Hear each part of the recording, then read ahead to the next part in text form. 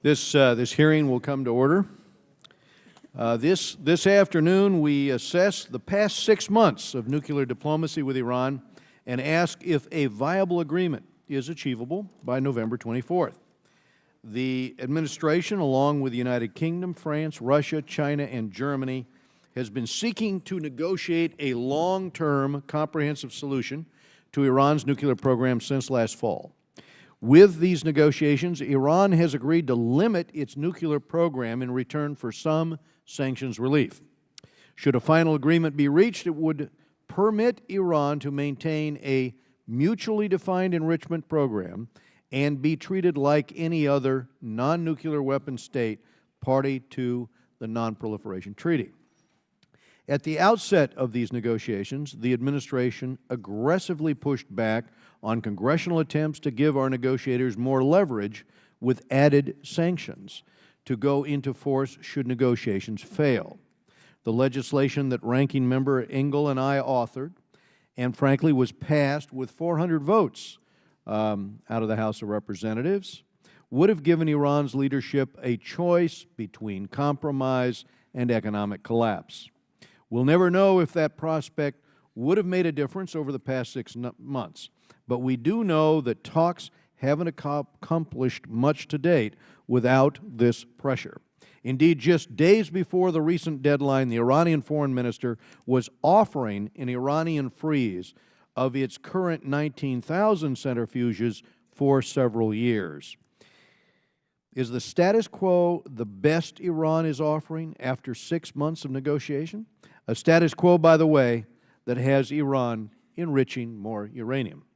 The committee has continued its intense focus on Iran, holding a series of hearings, and among the challenges, non-proliferation specialists told us that even if the number of Iran's centrifuges were drastically cut to 4,000, Iran would still have a breakout capacity of just 3 months. Of course, Iran's supreme leader is pushing for some 190,000 centrifuges. Experts stressed that an effective verification regime would require measures that go well beyond those in the standard safeguards agreement and the additional protocol. Former U.S. and IAEA officials noted that failing to understand the possible military dimensions of Iran's nuclear program would make it impossible to verify that Iran's nuclear program is completely peaceful in nature. It took 17 years for the IAEA to conclude that South Africa's nuclear program was entirely peaceful, and that was with the cooperation of its new government. Iran is mightily resisting this critical transparency. Former Secretary of State Clinton warned this weekend that any enrichment inside Iran will trigger an arms race in the Middle East. Also, many don't realize that any limits placed on Iran's nuclear program as part of the comprehensive solution will expire. In this respect, the final agreement is just another interim step, with the real final step being the treatment of Iran as any other non-nuclear weapon NPT state. That means no sanctions, no restrictions on procurement of nuclear items, and certainly no restrictions on the number of centrifuges it can spin or the level to which it may enrich uranium. With such status, Iran could enrich on an industrial scale, claiming the desire to sell enriched uranium on the international market, as does France. Iran could also enrich uranium to levels near the weapons grade, claiming the desire to power a nuclear navy. That is what Brazil is doing. Of course, Iran isn't France. Iran is not Brazil. That was evident when the committee examined Iran's behavior across the board. We heard from one former Iranian political protester and former prisoner that at least 750 people have been executed in Iran without due process in the past year. Today, Iran's work, or the work of the regime, is on full display as hundreds of rockets and missiles have rained down on southern Israel, some 2,500 in total. It is Iran that provides the weapons, provides funding, provides training to Hamas and other Palestinian terror groups. As one former intelligence official testified, Iran's nuclear program is just the tip of a revolutionary spear that extends across the world and threatens key U.S. interests. Ambassador Sherman, you have your work cut out for you. I'm not sure how we reach an agreement that advances U.S. national security, given Iran's deep commitment to an extremely dangerous nuclear program, but one thing is clear: come November and no deal, there will be additional sanctions if there is no deal that is struck.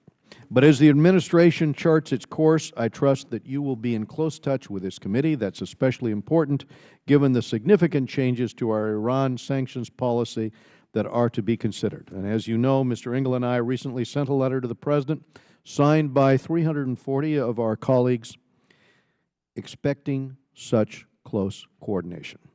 America is stronger when we work together, and I now recognize the ranking member for any opening comments he may have.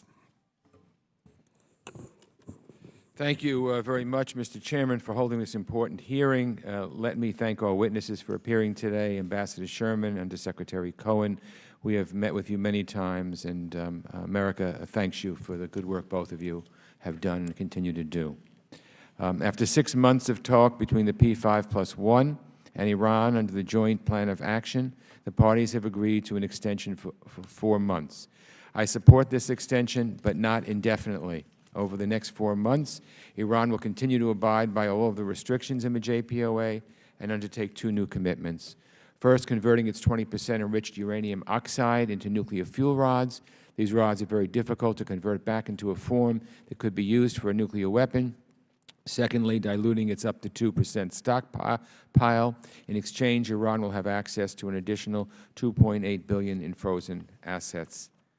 The JPOA has led to some positive outcomes. Iran's economy continues to feel the pressure of international sanctions. Limitations on enrichment have lengthened the period of time to Iran's nuclear breakout point. If the United States and our allies think there may be a light at the end of the tunnel, then it's worth pursuing this track for a little bit longer. But as we move forward, I'm reminded of what Secretary Kerry said at the start of the process. No deal is better than a bad deal. What was true 6 months ago is true now. So today I hope we can take a hard look at some of the remaining concerns. No deal is better than a bad deal. I hope, though, that we will all agree on what a bad deal is and what a good deal is. First, I want to reiterate my disappointment that Iran has been allowed to continue enriching under the JPOA, especially after negotiating the nuclear gold standard deal with the United Arab Emirates. Iran doesn't seem like the best candidate for even a civil nuclear program. I'm curious what we would need to see from the Iranians in order for them to prove that the nuclear program is exclusively peaceful. In addition, the JPOA deals with declared facilities. What concerns me more is the possibility that there are undeclared facilities. We all know that Iran excels in keeping its nuclear program under a cloak of secrecy. They built their Fordo enrichment facility into the side of a mountain. So while Iran has given the IAEA access to their declared facilities, I worry that there are other facilities that we don't know about. They've done it before, and they could do it again.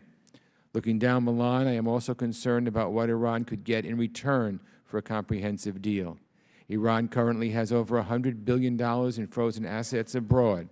That doesn't even include the money that Iran could make if oil sanctions were lifted and business life were to return to normal. Money could still be used to finance Iran's destabilizing activities across the region, even if sanctions relief were to come in phases. You know, you look at the Israeli-Gaza war, the Israeli-Hamas war right now, and Hamas being a terrorist organization, they have gotten nearly all of their weapons and missiles from Iran. So it's not only a matter of Iran's nuclear problems, it's a matter that Iran continues to be the largest supporter of terrorism around the world.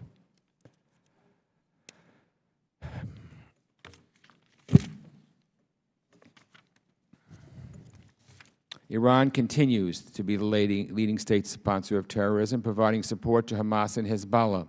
Iran continues to prop up the murderous Assad regime and continues to oppress its own people. We will need assurances that sanctions relief doesn't just mean funneling more money into the hands of terrorists.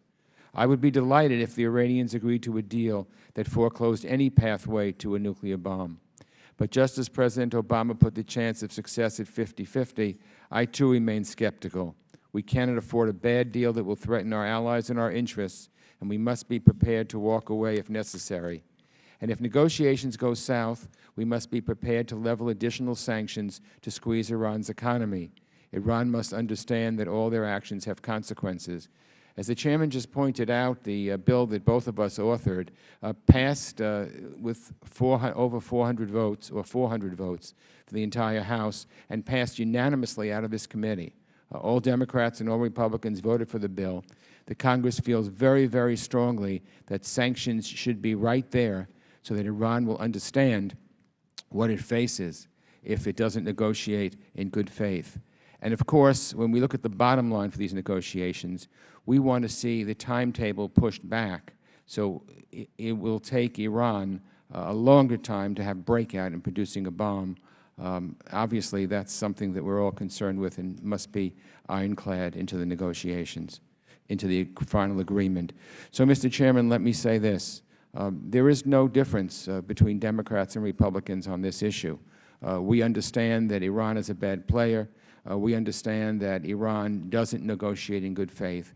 And we understand that Iran must understand that all options remain on the table, and that those are not mere words, that those words have teeth.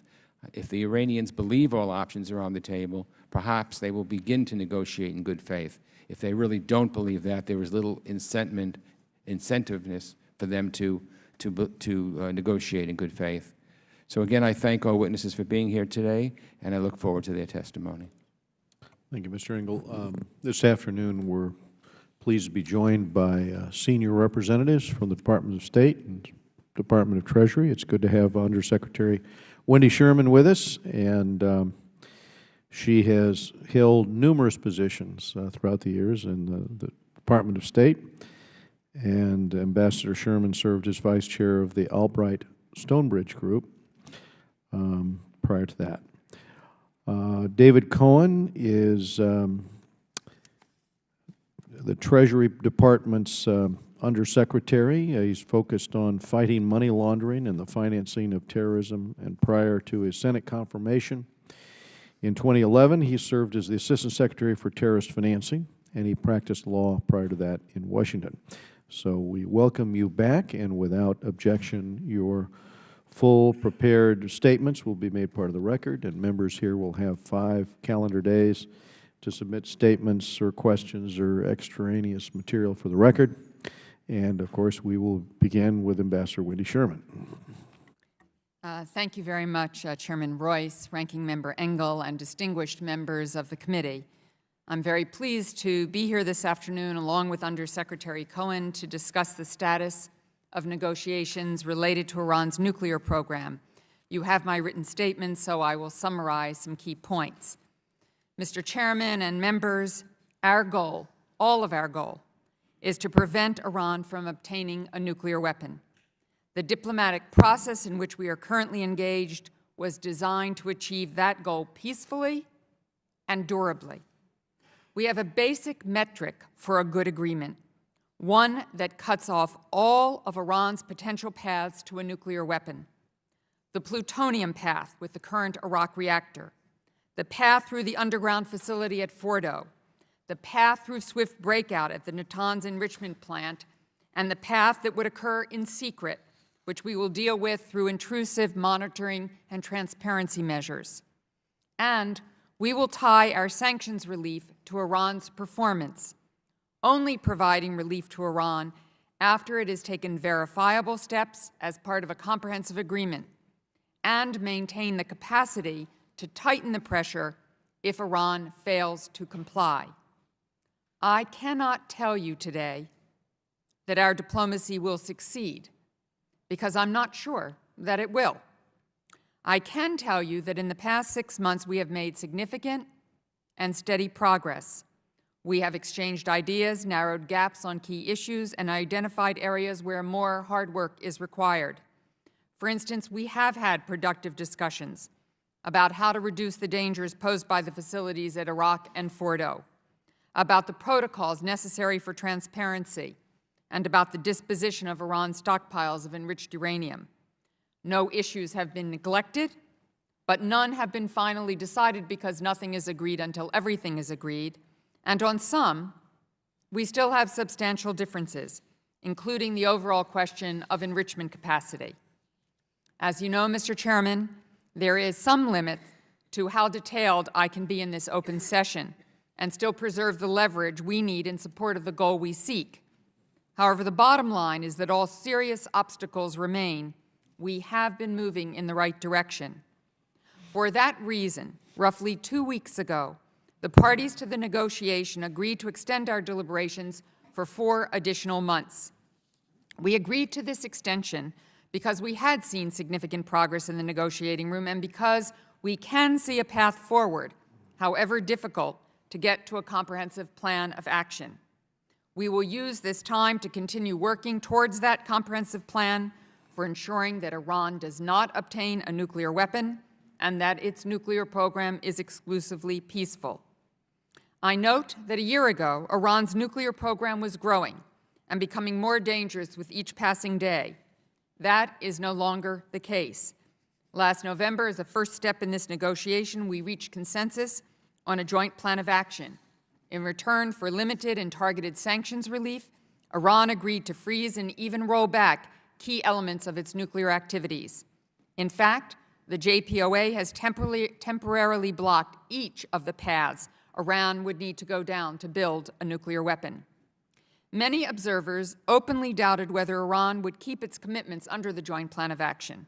But according to the IAEA, Iran has done what it promised to do during these past 6 months. The result is a nuclear program that is more constrained, more transparent, and better understood than it was a year ago. A program that has been frozen for the first time in almost a decade. Meanwhile, as Undersecretary Cohen will make clear, sanctions relief for Iran will remain limited to amounts that will do little, if anything, to heal Iran's deep-seated economic problems. Over the next 4 months, the valuable safeguards that freeze Iran's nuclear program will remain in place as we strive to negotiate a comprehensive and longer-term plan.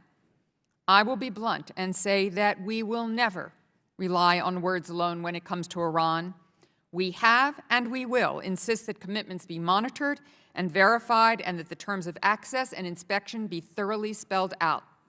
Our goal is to structure an agreement that would make any attempt to break out so visible and so time-consuming that Iran would either be deterred from trying or stopped before it could succeed.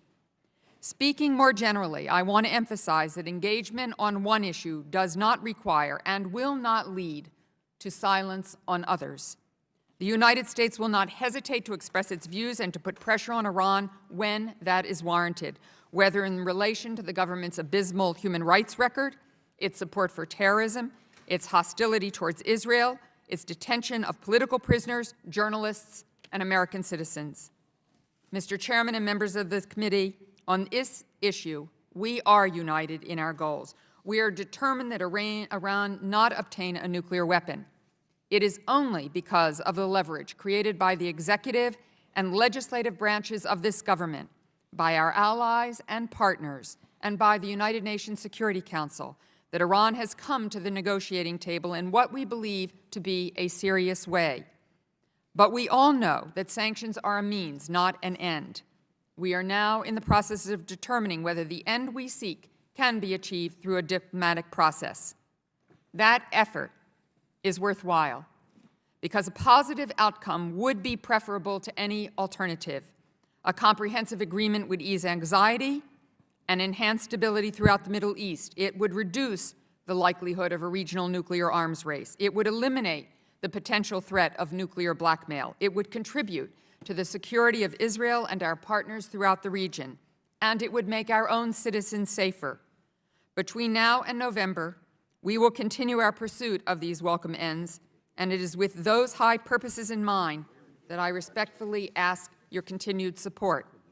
Thank you once again for the opportunity to be here, and I will be pleased to respond to questions in as much detail as I possibly can in this open session. Thank you, Mr. Chairman. Thank you, Ambassador Sherman. We go now to Mr. Cohen.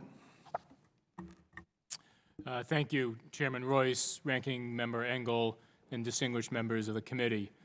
Thank you for your invitation to appear before you today alongside my colleague, Ambassador Sherman, to discuss the extended joint plan of action.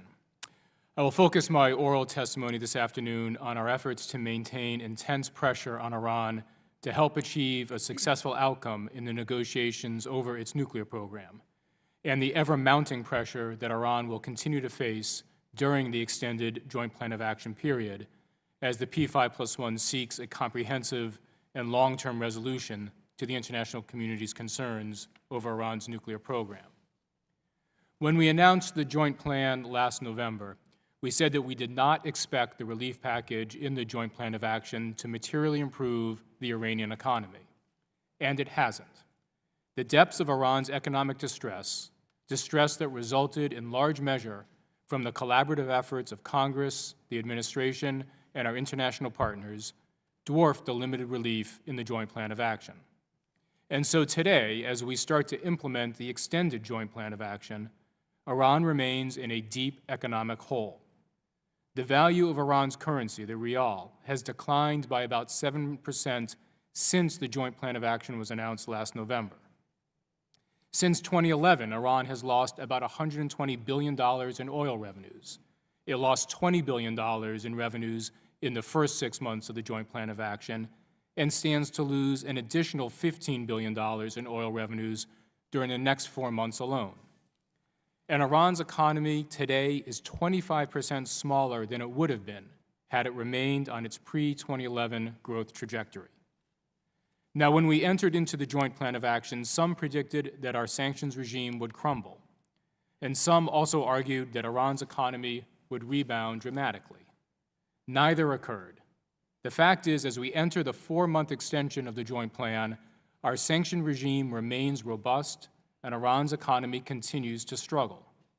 And we remain confident that 4 months from now, our sanctions will continue to bite and Iran's economy will remain under great stress. The $3 to $4 billion worth of relief that the extended joint plan of action may provide Iran pales in comparison to what Iran needs to dig itself out of its deep economic hole. And we expect that firms will continue to shun Iran, as was the case during the first 6 months of the joint plan of action.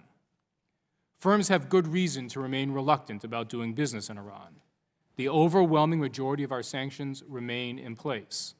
Iran continues to be cut off from the international financial system and is largely unable to attract foreign investment. Iran is still shut out of the United States, the world's largest and most vibrant economy, and precluded from transacting in the dollar. And our sweeping set of nearly 680 Iran-related sanctions designations, developed in concert with partners around the world, remains in place. Throughout the joint plan of action period, we have also vigorously enforced our sanctions, recognizing the essential role that financial pressure played in the lead-up to and now during the joint plan of action, and how important maintaining that pressure will continue to be during this extended JPOA period. Indeed, since the joint plan was negotiated, we have imposed sanctions on more than 60 entities and individuals around the world for evading U.S. sanctions against Iran, aiding Iranian nuclear and missile proliferation, supporting terrorism, and for abusing human rights. Throughout this short-term extension of the joint plan of action, I can assure you that we will continue to make certain, through word and deed, that banks, businesses, brokers, and others around the world understand that Iran is not open for business. And Iran will not be open for business unless and until it assures the international community of the exclusively peaceful nature of its nuclear program. While this 4-month extension will provide additional time and space for the negotiations to proceed, it will not change the basic fact that Iran's sanctions-induced economic distress has not receded. And over the next 4 months, my colleagues and I within Treasury and throughout the administration will continue to echo President Obama's clear message, namely that we will come down like a ton of bricks on those who seek to evade our sanctions. That will help provide our negotiators leverage as we explore the possibility of a comprehensive and long-term resolution to the international community's concerns over Iran's nuclear program. I'm happy to answer any questions the committee may have. Thank you. Thank you. I had a couple of questions, and one I was going to start with is this sunset clause. I'm very concerned about the way this clause would work. Once this agreement expires, Iran's nuclear program would be treated just like Japan's or just like Germany's. With such status, it would be very easy for Iran to produce material for many nuclear weapons. One witness we had before this committee characterized this provision as converting Iran from a nuclear pariah, in his words, to a nuclear partner, a giant get-out-of-jail-free card for Iran, in his words. Do you dispute this characterization? Thank you, Mr. Chairman. I believe that any comprehensive agreement with Iran must have an extremely long duration. It has been decades that the international community has had concerns about Iran's nuclear program, and the United States had a public national intelligence estimate that said until 2003, Iran was attempting to build a nuclear weapon and had such a program. We have maintained our concerns about Iran's program even since 2003, and that's the whole reason for this negotiation. So I believe that any comprehensive agreement must have a very long duration before Iran would, in fact, meet the standards required under the UN Security Council resolutions to be treated as a non-nuclear weapons NPT state. Along that road, they would be the subject of quite intrusive monitoring, transparency, and verification measures carried out by the IAEA. During that time, they would have, if they end up with an indigenous enrichment program, very small, very limited to practical needs, very focused on intrusive monitoring to ensure that there were no covert operations. Their issues concerning possible military dimensions would have to be addressed. Their research and development would have to be constrained in quite significant ways. So we would, in essence, be slowing down their ability to get to that kind of industrial scale capacity that the Supreme Leader spoke of in his aspirational speech. And the Ayatollah, his views may evolve over time, but he just called again for the end of Israel, and I saw that on Friday they orchestrated, the government printed out these death to Israel placards and death to America placards. And from converging in 9 different parts of the city, you had this group meet at the city center. 700 towns and cities. The government orchestrated this rally, Death to Israel rally. So clearly, we're up against an attitude here that is pretty pronounced. And you've heard me comment before about some of the Ayatollah's statements about the ICBM ballistic missiles. A central component of a nuclear program is that delivery capability. He's talking about mass producing these. The basic duty of every military man to be involved in this. Will a long-term agreement include limitations on their ballistic missile production, and will it include robust monitoring and verification on that front?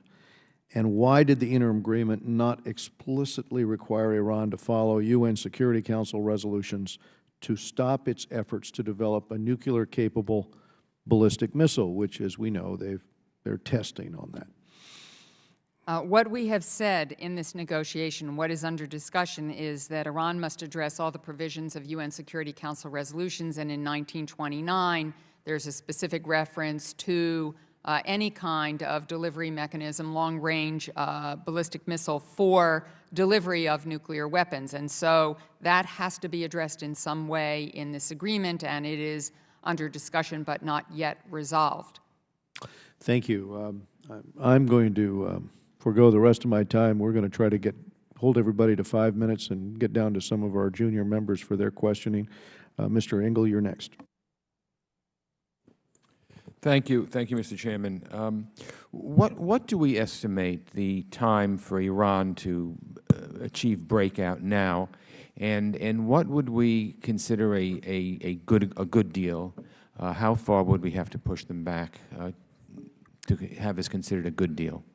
I think, Mr. Engel, that it would be best to discuss breakout times with the intelligence community in a classified briefing, but I will tell you that most analysts out in the public say that right now Iran's breakout time is about 2 months. And by that I mean how much time, if they decided to go for it, they could produce enough highly enriched uranium for one nuclear weapon. There are 2 paths to a nuclear weapon in terms of fissile material, which I know you well know, but for all members, one is highly enriched uranium, that's Natanz and Fordo, and one is plutonium, that is the current configuration of the Iraq reactor.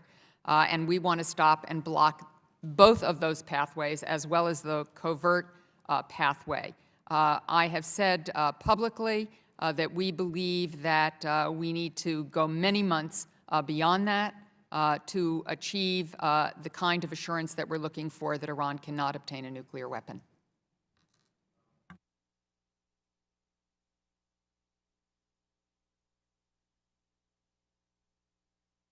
We voted on an agreement with the United Arab Emirates, which for a long time considered the gold standard in civil nuclear cooperation, in which we agreed to give them, to allow them to have nuclear power for peaceful purposes in exchange for not enriching on their soil. If we are indeed going to have an agreement with Iran which allows them to enrich on their soil, how can we ever get countries that come after Iran to agree to an agreement, the 123 agreement, similar to the one that the UAE agreed to? This is obviously an area of concern, as you point out, Congressman. We've discussed this with UAE and many other countries, in fact. But what we are looking at here, if we are able to achieve a comprehensive agreement, and as I said, I don't know whether we will or not, because Iran has to make some very difficult decisions, and I'm not sure whether they will or not, is that it will be a very small, highly constrained, intrusively monitored program. And they will have years of that kind of intrusive monitoring. I don't think that's a road that will be attractive to anyone else to go down. But it is something on which we are having continuing conversations. We believe, quite frankly, as you know, that Iran would be better off without any enrichment program. You can get fuel on the open market. They have argued, in fact, that they should be able to fuel Bushehr, which the Russians currently fuel and have made a guarantee for life. We believe that Russia should continue to fuel Bushehr, and Iran has no need to do so. So anything that ends up in this agreement, if it does on the enrichment side, will be very small, very limited to a practical need, intrusively monitored, and not a path that we think will be attractive to anyone else. You mentioned that Iran has been keeping some of its promises and has shown some flexibility, but in terms of the question of their enrichment capacity, there's been less flexibility. Can you elaborate on that at all, or if you can't, what would make us think that they would suddenly see the light and have some flexibility? Well, what I would say is that we have said that their current capacity has to be severely limited, and that where their program would begin in any agreement would have to be much smaller than what they currently have. We're approaching this in quite a holistic way.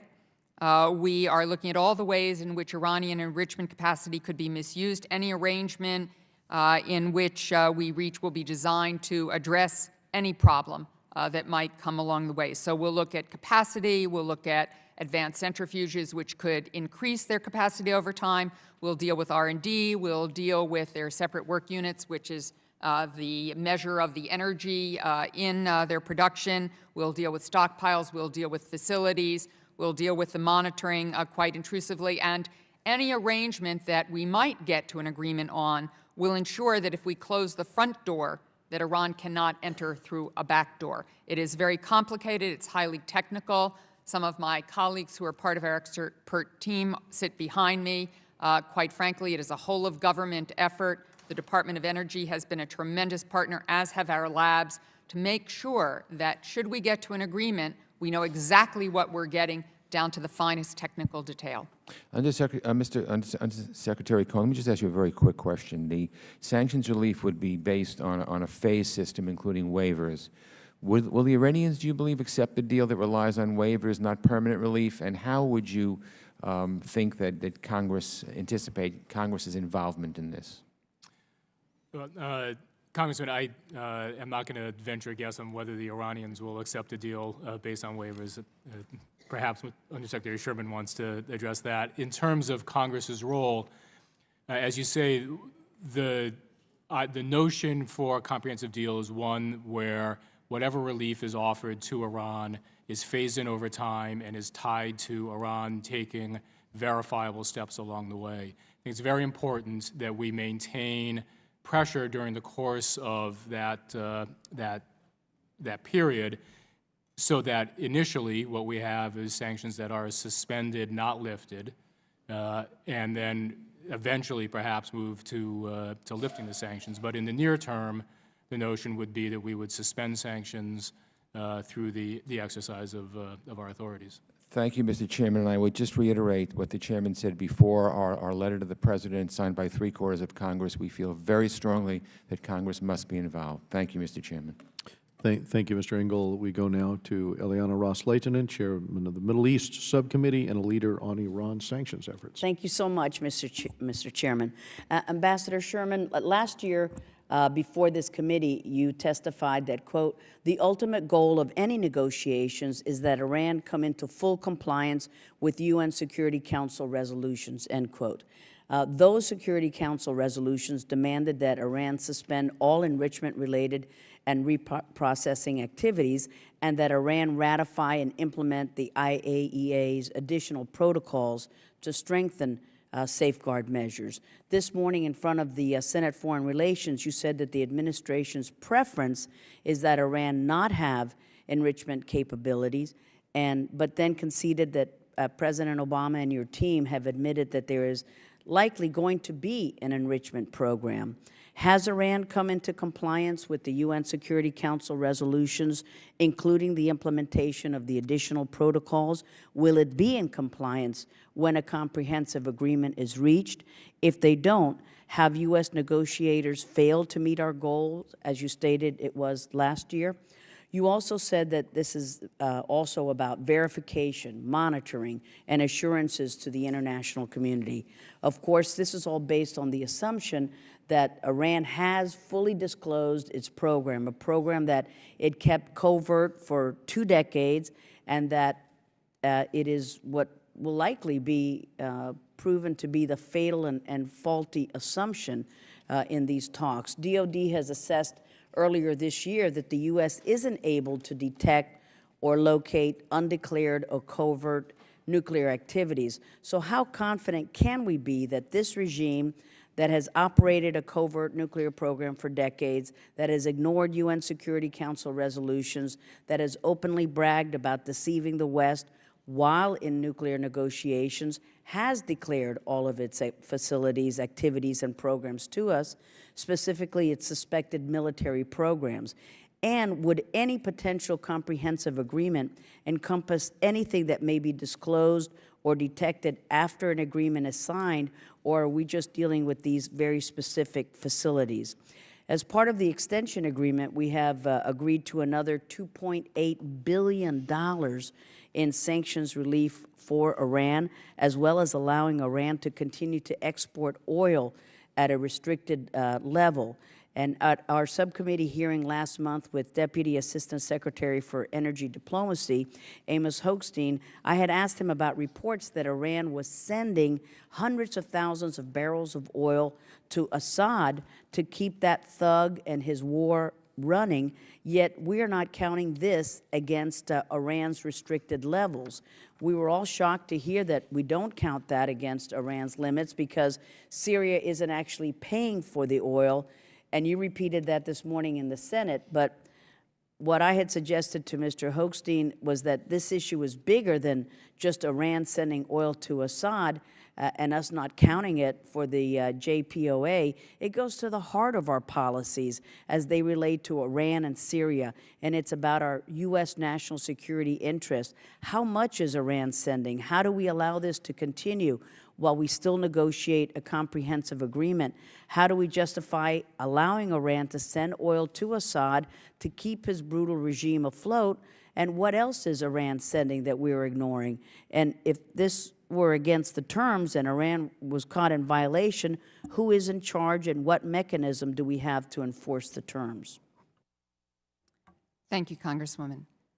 Indeed, all of the UN Security Council resolutions will have to be addressed if we are to get to a comprehensive agreement. Indeed, Iran would have to agree to the additional protocol, and I believe that they will, as well as modified Code 3.1. In addition, specific enhanced monitoring and verification mechanisms that will be attached to each of the elements as they get agreed to in a comprehensive agreement.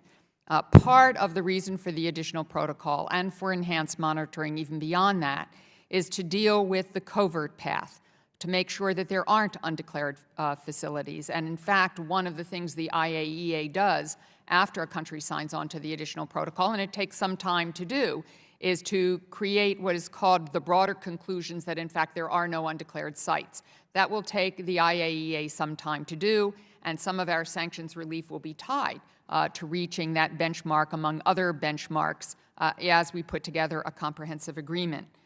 So we are quite concerned to make sure that we cut off the covert pathway. There is no way 100% to ensure that any country in the world doesn't have a covert site, but what we can do is put the mechanisms in place to do two things. One, detect it if it's happening, and two, stop it before it can become a problem to us and to our national security.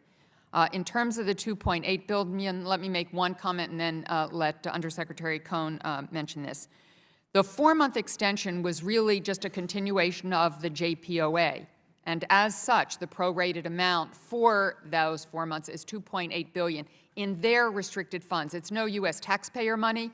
It's restricted money that is frozen in accounts that Iran has that they will now have access to. So it simply was a straight piece of arithmetic.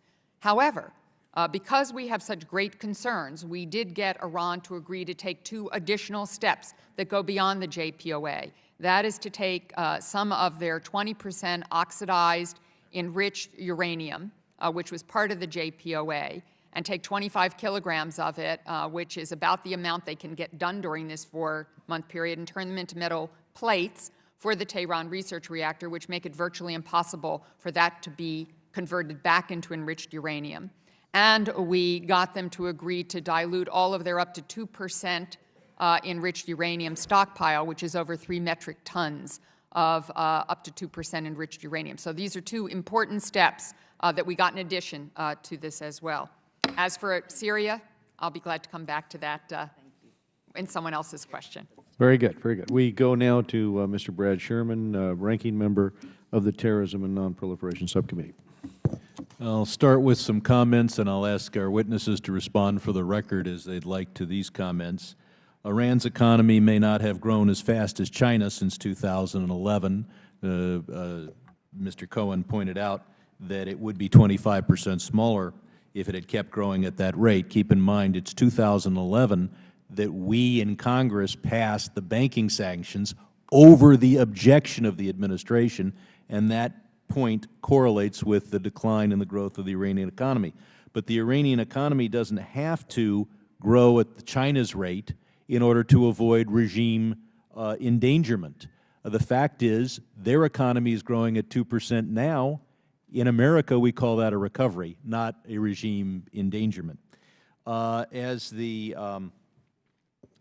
I believe the chairman brought up, we have this sunset clause so that even if you're able to negotiate for really good controls, they all fade away in a decade. And at that point, Iran becomes unsanctioned and unlimited. Not sure that's a good deal. Mr. Cohen, you've talked about coming down like a ton of bricks. I think you need more bricks. In the first half of 2013, we had 83 companies sanctioned. Since Rouhani's election, when the Iranians went from Ahmadinejad, who was honest enough to tell us what he was thinking, to Rouhani, who is very sneaky, we've had only 61, which means we've been going at 1/4 the rate. Half the companies sanctioned in double the amount of time. Now, I don't think we're going to negotiate a good enough deal. Not because Ambassador Sherman is a bad negotiator, but because I don't think you have enough leverage. We should pass sanctions now that go into effect in January or February. And I know that Secretary Kerry is reported in the press to have thought that that was a good idea, but needed to check with the White House. He checked with the White House, and then the reports in the press was that he never said it to begin with. In any case, you need that additional leverage. The other additional leverage you need is for Israel not to just have 2,000 to 5,000 pound bunker buster bombs, but the truly massive 30,000 pound bombs. Now, and the B-52s, which we have in our boneyard, necessary to deliver them. I'm not saying you make that transfer immediately, but you begin efforts toward that transfer, and I think you'll see a much better response between now and November. All options need to be on the table, and frankly, the military option comes more out of Jerusalem than it comes out of Washington. I want to pick up on Mr. Engel's comments about how Congress needs to be involved. Mr. Cohen, is in your interpretation of existing law that the administration, without Congress, can use the power we've given you to waive individual transactions and instead waive whole classes of transactions? Do you need Congress, or can you just stretch the existing law so as to give the Iranians the ability to operate sanction-free? Mr. Cohen? This is a legal interpretation question. Let me answer that question in two parts. First of all, I'm not a lawyer, or at least not a practicing lawyer, so I will defer on the legal interpretation to those who are charged with. What is the position of the administration on the amount of power it has? The position of the administration is, as we look forward in a comprehensive agreement, if one is to be had, to involve Congress at every step of the way, close consultation. Look, you're going to talk to us all we want. Let's say we say no to this deal. Are you going to be able to implement it anyway by stretching the statutes and using your case-by-case waiver to make blanket waivers that deliver to the Iranians? And do you realize, and do the Iranians realize, that the next president may be elected on a platform of no more waivers? Congressman, I'm reluctant to predict what the position might be in a circumstance where Congress has expressed disapproval for an agreement. I can tell you that under existing legislation, the way we are approaching this is that we can proceed in close consultation with Congress to suspend and waive certain provisions of law. In consultation means we'll tell you no and you'll do it anyway. Let's say we say no in every meeting and every vote on the floor. Are you going to do it anyway, or do you have the right to do it anyway? Congressman, I'm not in a position to answer that question. In other words, the imperial presidency grows further. Finally, and I realize I'm out of time, we were told with the original deal that once you take uranium and make it uranium oxide, it was effectually neutralized. And we gave the Iranians $4.2 billion for that. Now we're being told that oxidizing the uranium does not neutralize it, but it'll be really neutralized if we give them another $2.8 billion to turn it into fuel. The fact is, I don't think it's neutralized either way, but we're paying for it twice, and they still have it in their hands. Congressman, if I may, we did not give Iran 4.2 and now $2.8 billion to dilute or to oxidize their stockpile. That was part of an entire package, and that package is a list of about 15 or 20 commitments that Iran made, including stopping enriching all up to 20% enriched uranium, diluting and oxidizing that stockpile. It did indeed, because they don't have the conversion facilities to turn it back, put it in a state that made it quite difficult, if not impossible, for them to enrich it to highly enriched uranium. But that said, we did not pay 4.2 for just one item. It was for an entire package of items that the IAEA has said they have, in fact, carried out. But we're paying twice, whatever the amount is. I yield back. We need to go to Mr. Smith of New Jersey, Chairman of the Subcommittee on Africa and Human Rights. Thank you, Mr. Chairman. Thank you for calling this very timely and important hearing, and welcome to our witnesses. Let me ask you a couple of questions, beginning first with what happens at midnight, November 25th, if there is no agreement? How firm is the 25th deadline?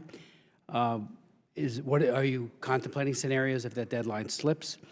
Secondly, has the gap between the two sides on centrifuges actually widened with Iran's Supreme Leader Khamenei recent statements that Tehran needs 190,000 centrifuges over the long term, and that the P5+1 objectives, as he put it, are not realistic? Khamenei has also characterized the requirement that as part of a final agreement that Iran end its ballistic missile program as, quote, stupid, idiotic expectation on our part. Thirdly, let me ask you, Khamenei on Reuters, it's on the wire right now, has called Israel a rabid dog and has urged more arms to Hamas. Now, are the Iranians in a better position to provide arms to Hamas as a result of the easing of the sanctions, especially the $2.8 billion that they will get as a result of the July 18th extension? And finally, number 4, if I could, Andrew Nazi has testified here at one of my committees on North Korea, and we're talking about human rights and the ever-deteriorating situation in North Korea. He made a very important point. As you know, he's a very accomplished diplomat, having been special envoy to Sudan, head of USAID in the past, and now he's working on behalf of human rights in North Korea. He said delinking human rights with the six-party talks was a colossal mistake.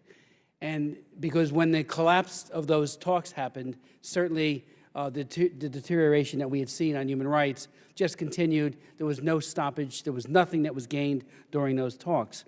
I and many others have urged that human rights be integrated with the talks on the nuclear issue with Iran, and especially now with Abedini. Yesterday was the 2-year anniversary, July 28th, of Pastor Abedini being taken off a bus, and his ordeal in prison and his enduring of a torture began on that day.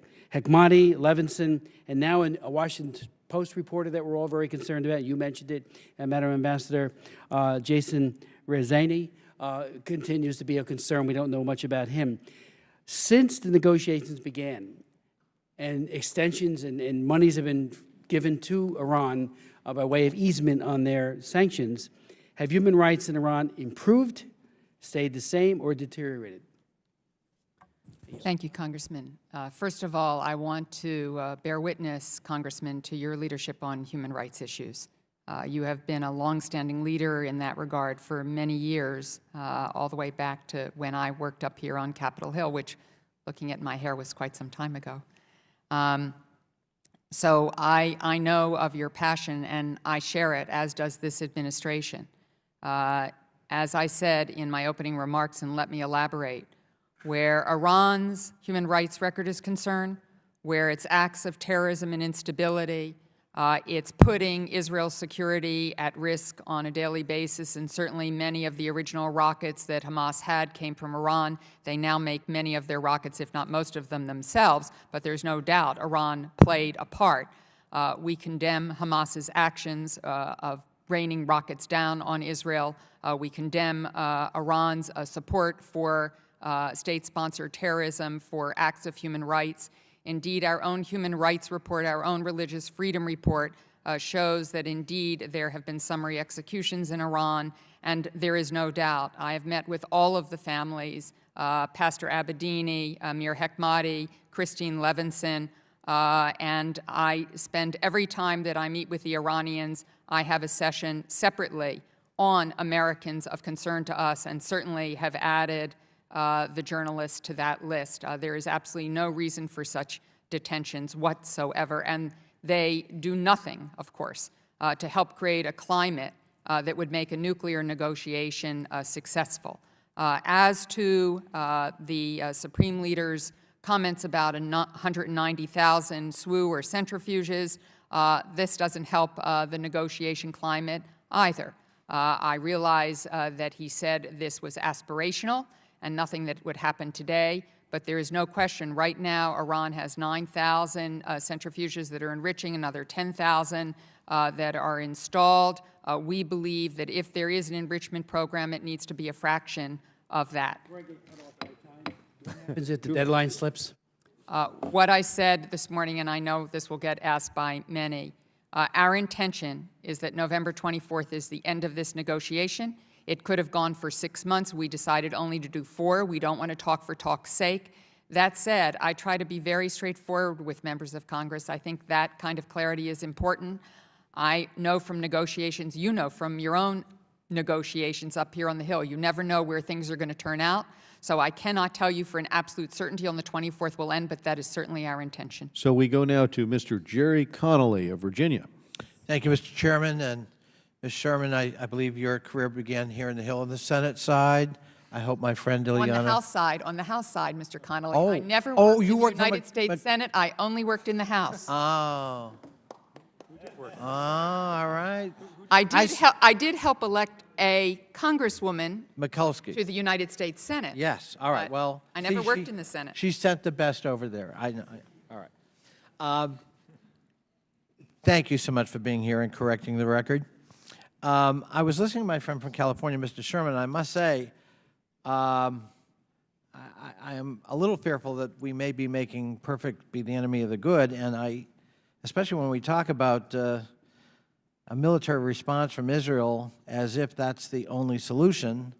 I'm sure my friend didn't mean that, but when we talk about 30,000-pound bunker busters Will the gentleman and yield? taking airplanes out of the boneyard to deliver them, that certainly sounds like we favor a military option before we have completed the diplomatic process. I don't, Will the gentleman? Of course. Yeah, just for the record, I said no actual transfer, just begin the process until after November. Yeah, I appreciate my friend, thank you, but I would just caution that we're in the middle of a diplomatic process, and if Congress decides to intervene that way, it sends a clear signal that we have given up on the diplomatic process, and at least this member of Congress, and I believe there are others, is not quite ready to make that judgment just yet. Ambassador Sherman, in our opinion, is Iran sincere in the negotiation process to stand down with respect to the development of its nuclear weapons? And you're going to have to be real succinct, but having come from the House, I know you know how to do it. Congressman, I believe Iran has come to these negotiations seriously. I believe they intend to get to a comprehensive agreement, but I do not yet know whether they can take the decisions they must to reach a comprehensive agreement to which we would agree. Have you, you cited the IAEA. Is there any evidence of the Iranians having cheated on the Phase 1 interim agreement? The IAEA says they have completely complied with their obligations, as have the P5+1. Do we sense tension or disagreement or even game playing between the Supreme Leader and the new President Rouhani? You know, I think I would ask in a closed session for our intelligence community to give you their assessment of what the internal dynamics of I'm Iran only are. referring to public statements. I have seen public statements that seem to contradict each other. I have seen those public statements as well, but I think it's very hard for us to know what happens in such an opaque system. So we don't know really. I well, don't think we all right. actually know. Have sanctions degraded because of the interim agreement, Phase 1 interim agreement? I don't believe they have at all, and I defer to Undersecretary Cohen on that. I agree with Undersecretary Sherman. I don't think we have seen the sanctions architecture degrade at all in the course of the... I think that's really important testimony because we've heard members assert otherwise, and it's really important for the administration, if that's true, Mr. Cohen, to be crystal clear and to have documentary evidence to counter it, because otherwise it gets out there unchallenged that somehow the sanctions have just all gone away and we're letting them off easy and Iran can now return to happy days again because they've just extended this agreement and we've been played for fools. The sanctions architecture, which includes our financial sanctions, our banking sanctions, our oil sanctions, as well as a host of other ancillary sanctions that are not suspended in the Joint Plan of Action and have been carried forward into the extended Joint Plan of Action, remain in place. We've been enforcing them, and what we've seen in the marketplace is not that the sanctions architecture is crumbling, but it's holding firm. We've seen, and I'm sure members of this committee are aware, of trade delegations and others who have gone to Iran and sort of tested the waters. But what we have not seen are deals getting consummated, of people taking actions to defy the sanctions or to test our willingness to enforce. And in fact, where we have seen actions that violate the sanctions, we have responded. Good. Final question, Ambassador Sherman. Why the extension? Why couldn't we consummate the final deal or the next phase in the deadline we set for ourselves and the Iranians? And would you address, in answering that, are they just playing for time? Because that's the other implied and sometimes explicit criticism. They're just playing for time here while they proceed with their development. I understand that concern, and we don't want talk for talk's sake. As I said, we could have gone for all 6 months. We thought that was not useful. They'd wait till month 5. We think, quite frankly, with the UN General Assembly meeting in September and people convening in New York, it will create a fulcrum for some of the decisions that need to get taken here. As to why we didn't get there in 6 months, this is a highly technical agreement. I rely on all of these fine experts and many, many more because all of the devil is in the details, and each commitment that is made has to be detailed in quite extensive annexes, and it just takes an enormous amount of time. Thank you, Mr. Connolly. We now go to Steve Shabbat of Ohio, Chairman of the Asia Subcommittee. Thank you. Madam Ambassador, first of all, let me just make this point. I think some would argue that it's logical to assume that if we were unable to reach an agreement in the first 6 months, that it's not very likely that we're going to be able to reach an agreement just giving us 4 more months. Would you comment on that? I can understand that, because it's hard when you're not inside the room to know whether, in fact, there's any reality to the extension. Secretary Kerry came to Vienna, as did some of the other foreign ministers, had very extensive and quite direct conversations with Foreign Minister Zarif and all of the members of the Iranian team, so he could assess for himself whether there was any there. He had gotten daily reports, as had the President, of what was occurring in the negotiation, and in fact, we were making tangible progress on some of the key elements on how to deal with Iraq, how to deal with Fordo, that it not be an enrichment facility, which is agreed to, what kind of transparency measures, the additional protocol, as I mentioned in 3.1, what should happen at Natanz, what should some of the other transparency measures should be. We have other issues we still have to resolve, and we obviously have a gap that is significant on enrichment capacity. But the trajectory was in the right direction. The talks were quite detailed, quite specific. Okay, and let me really, cut you off people there need if to I go can. back and Thank make you. some political decisions. Thank you. Former Secretary of State and maybe future President Hillary Clinton was recently quoted as saying something along the lines that no deal is better than a bad deal. I think Prime Minister Netanyahu and others have made basically the same point. Would you agree with that comment? I would. The President of the United States has made that statement, said the as same has thing, Secretary too. Kerry. Okay. Let me ask you this. Would you describe the deal that we're ultimately likely to end up with here, if there's a deal reached with, I think a lot of people are skeptical for good reason that any good deal would ever be reached, but that the deal will be closer to Iran continuing or having a nuclear capability with inspections or dismantle and remove? What do you think it's more likely that we'll come up with? I don't know the answer to that question, Congressman, because this agreement is not about any one element. It's how all the elements come together in a package that cut off all of the pathways to a nuclear weapon, Would we agree with something less than dismantle and remove? We will only agree to an agreement that cuts off all of the pathways to a nuclear weapon. We will only agree to an agreement that assures us that Iran will not obtain a nuclear weapon. There are many ways to get there. Okay. Well, let me go back again one more time. As far as that specific terminology, dismantle and remove, are you suggesting that something less than that would be acceptable to this administration? Congressman, with all due respect, we'd have to talk about each element of the program and what of that you would want to see dismantled, what of that you would want to see removed. Okay, thank you. The U.S. Has committed to refrain from further reductions of Iran's crude oil exports. However, China has been consistently violating the limit. What efforts has the U.S. made to curb China's Iranian oil imports, and will there be any repercussions for China exceeding the acceptable limit over the last 6 months, and is the administration working to place sanctions on China if the limits are again exceeded over the next 4 months?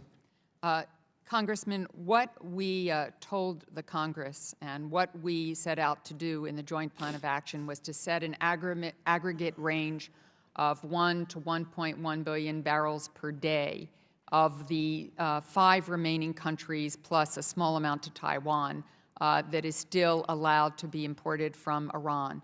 We believe, in looking at the data, that we will meet that aggregate. In terms of China, there have been some months where they have stayed pretty much at where we'd hoped they would be, and some months they've gone a little up, and some months they've gone a little bit down. President Obama has had direct conversations with President Xi about keeping the sanctions in place, and China, particularly since they are a member of the P5+1 negotiating group, keep to the commitments that we made in the Joint Plan of Action. Secretary Kerry raised this himself during the Strategic and Economic Dialogue just a couple of weeks ago. I have raised it constantly with my interlocutors. China has made a commitment to keep to an average rain. These tend to fluctuate up and down over the months. That will be in keeping with the commitments that were made in the Joint Plan of Action. Obviously, if that does not occur, we will have to decide how to address it. Thank you. My time's expired. Mr. Deutsch of Florida, ranking member of the Subcommittee on Middle East and North Africa. Thank you, Mr. Chairman, and thanks to Undersecretary Sherman and Cohen for appearing today. We do appreciate your willingness to consult with Congress in the weeks leading up to the July 20th extension. We appreciate your being here as well. Mr. Smith referred to the cases of Hekmati, Abedini, and Levinson. Today marks 2,699 days that Bob Levinson has not been with his family. And I want to raise it because as the negotiations started and then an extension came, he remains still in captivity. I appreciate your efforts, Ambassador Sherman. I know you raise this issue every time, and I encourage you to continue doing so on behalf of my constituent, Bob Levinson, and his family. Now, at the outset of these negotiations, we heard a lot from our partners in the region about concerns about the P5+1 sitting down with Iran. And when the JPOA was announced, we heard again that our allies were unhappy that the interim deal may have blindsided them. And Secretary Sherman, I know that you spent a lot of time traveling throughout the region to try to allay those concerns. Now, this weekend, we heard similar complaints after Secretary Kerry met with Turkey and Qatar on a potential ceasefire in Gaza. And I understand the need to work with those who can exert leverage on Hamas, but to do it without including Israel, the PA, and other regional partners can give those partners reason for concern. Now, taken together, these two instances raise some concerns, and I want to put aside this weekend's back and forth about ceasefire offers and the details, but I'd like to focus on what my constituents reach out to me about, what they want, which is the same thing that our allies want, which is the same thing that Congress wants, and it's what the same thing the world expects. And that's clarity on these issues. In the case of Gaza, that means being clear unmistakably and without reservation why Israel has taken the action that it has taken. The footage of civilians that have been killed is horrific, and we mourn the loss of any innocent life. But we have to recognize the threat that Israel faces why they're responding, why, if you believe in human rights, you must condemn Hamas's use of civilians as human shields, and why any ceasefire agreement must include the issue of tunnels, destruction of the tunnels, and the demilitarization of Gaza. And anything that detracts from that clarity in word or in deed, in statement or in video, can invite questions. Clarity avoids those questions. Likewise, in these negotiations with Iran, the clarity that we're looking for is to remind people that this is not just about getting to a deal with Iran. It's a reminder that 7 times the United Nations said no enrichment for Iran. That when for years the IAEA and others have pointed to military dimensions of Iran's program, when Iran continues to be the largest sponsor of terrorism, including Iran's claims just this weekend that it's responsible for helping to build Hamas's rockets, that the United States remains committed to these core principles in negotiations, stopping Iran's nuclear program, because ultimately Iran with a nuclear weapon capability is the biggest threat to international security. It's not just about making a deal, as I said, and I commend you for all that you've said already to make that clear. It's about a historic opportunity and obligation that we have to stop Iran from acquiring nuclear weapons. Our national security interest is at stake. Everyone's just looking for clarity. The countries that raise concerns about the current crisis in Gaza are the same countries that are most concerned about Iran with a nuclear weapons capability. Israel, Egypt, Jordan, the Gulf states. And let me be clear, I'm not questioning the United States' commitment to stopping a nuclear-armed Iran. I'm not questioning the United States' commitment to Israel. As Ambassador Royce reminded the world yesterday, there is one thing that you never have to worry about. That's America's support for the State of Israel. But I'm simply raising perceptions that sometimes arise to ensure that perceptions never become reality. This hearing gives us the opportunity to provide the world with that clarity on the issue of Iran. Now, with all that said, I'd ask a question just about the military dimensions of the program. There are lots of issues that remain to be resolved, including what Iran did at Parchin. And the question is, will Iran have to come clean on its past activities in order for the P5+1 to reach a final agreement with Iran? And if not, how do we have a baseline to know that, to know how close Iran ever is to achieving that military capability? Thank you very much, Congressman. Let me say with absolute clarity what Ambassador Dermer, Israel's ambassador to the United States, said, and that is that he knows that there is no better friend to Israel than the United States, that any of the attacks that have been made in any of the newspapers on Secretary Kerry are completely, to use his words, unwarranted, and Ambassador Dermer said he was speaking on behalf of the Prime Minister of Israel. I and all of my colleagues and the President of the United States and Ambassador Royce are immensely proud of Secretary Kerry.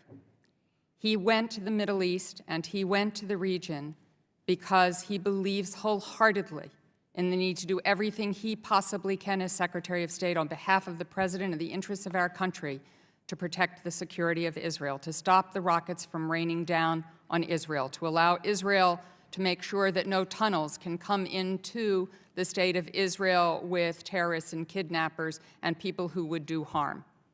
And the Secretary obviously saw that there was civilian death that was happening all over the place, and there is not a person in this room who, as you said yourself, is not just heartbroken to watch children die, to watch people die in any country, anywhere in the world, in any territory, and anywhere in the world.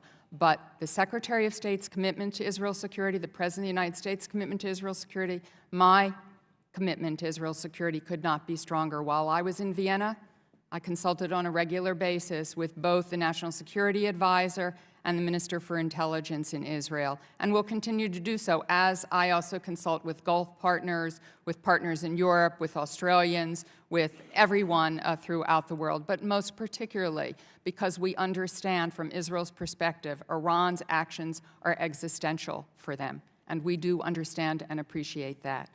Where the Iran negotiation is concerned, we have only one objective, and that is that Iran not obtain a nuclear weapon. The President of the United States got a Nobel Peace Prize because he believes that this world should not have nuclear weapons. And he was going to make that a commitment of his administration, and he has done that at every turn, which is why we are engaged in this negotiation as well. As he said, we may not see that in certainly my lifetime, perhaps yours, Congressman, but not in mine. But it is an effort that we all must make to keep our country secure. So I thank you for offering this moment of clarity. I don't think there should be any doubt whatsoever about it. We go now to Mike McCall of Texas, Chairman of the Committee on Homeland Security.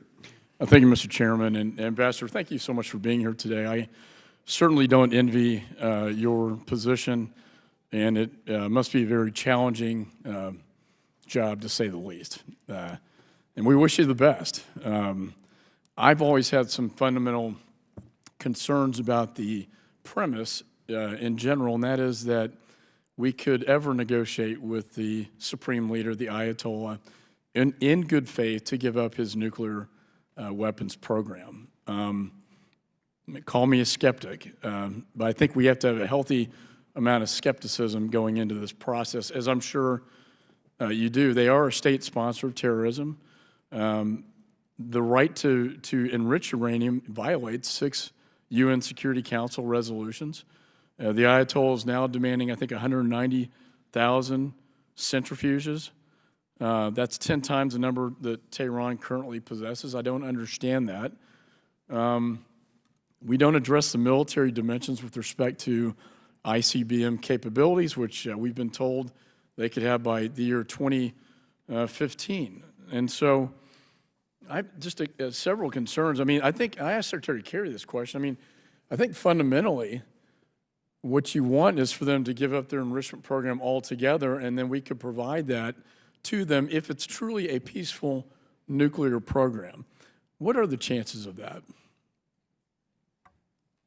Well, thank you, Congressman. I agree that the best road for Iran, from our perspective, is that they have no enrichment program whatsoever. They will never get rid of their capability because they've already mastered the nuclear fuel cycle.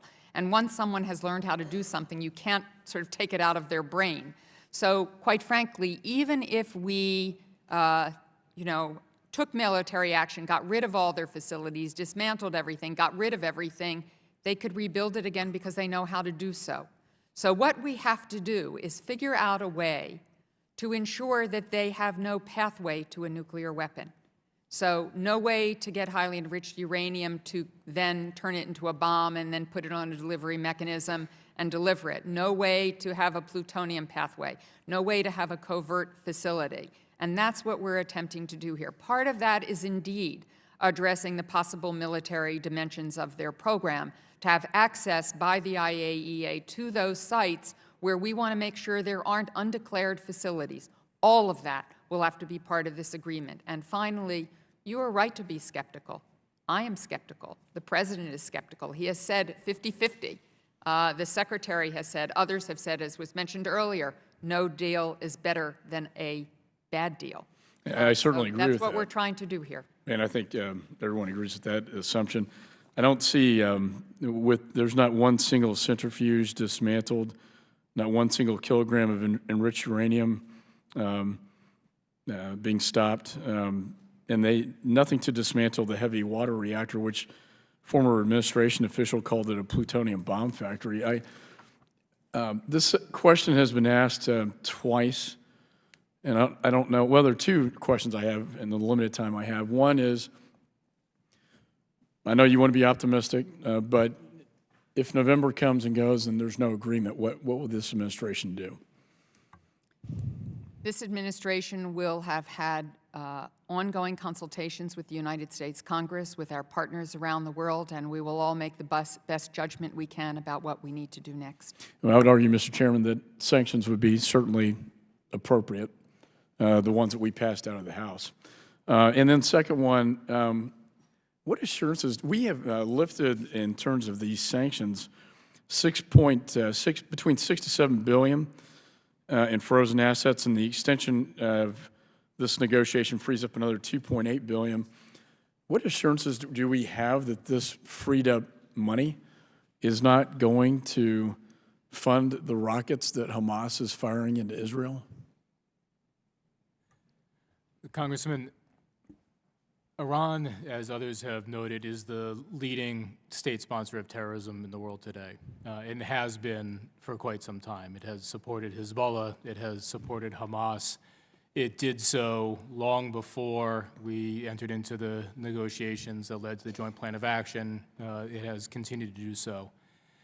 The funds that are being made available to Iran in the course of the Joint Plan of Action, now in the extended Joint Plan of Action, their assets, there are no safe harbors regarding that money. The sanctions that we have, the efforts that we have to disrupt Iran's provision of material support to Hezbollah, to Hamas, remain as intense as ever. And so we will not ease off one iota in trying to ensure that Iran does So just not so I can support. so none of the monies freed up by the lifting of sanctions are going to fund rockets to go into Israel.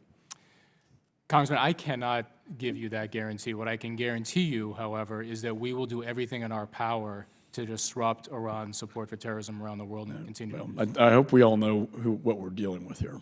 Thank you. Brian Higgins of New York. Thank you, Mr. Chairman. Last year when Hassan Rouhani was running for president, he was one of 6 candidates. He was viewed as the reform candidate. He ran against the policies that created for Iran international isolation. He ran against the policies that impose sanctions on Iran. And he won.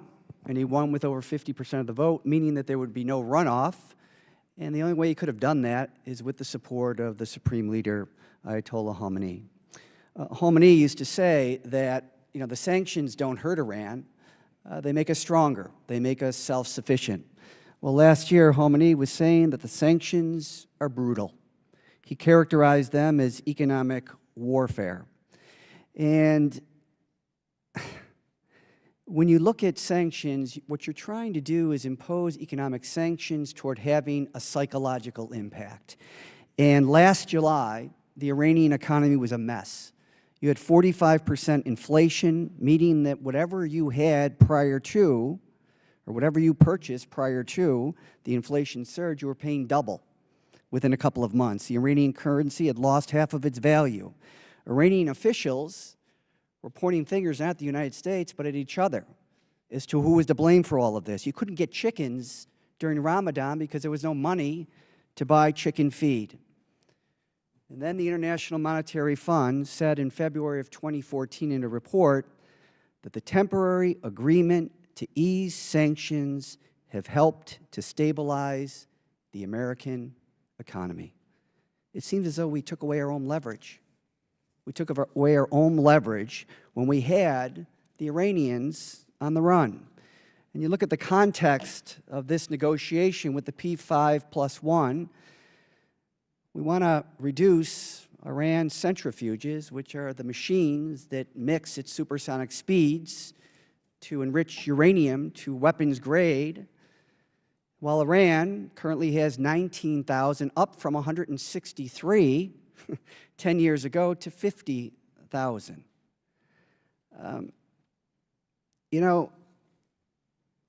I don't know that we got a good deal here by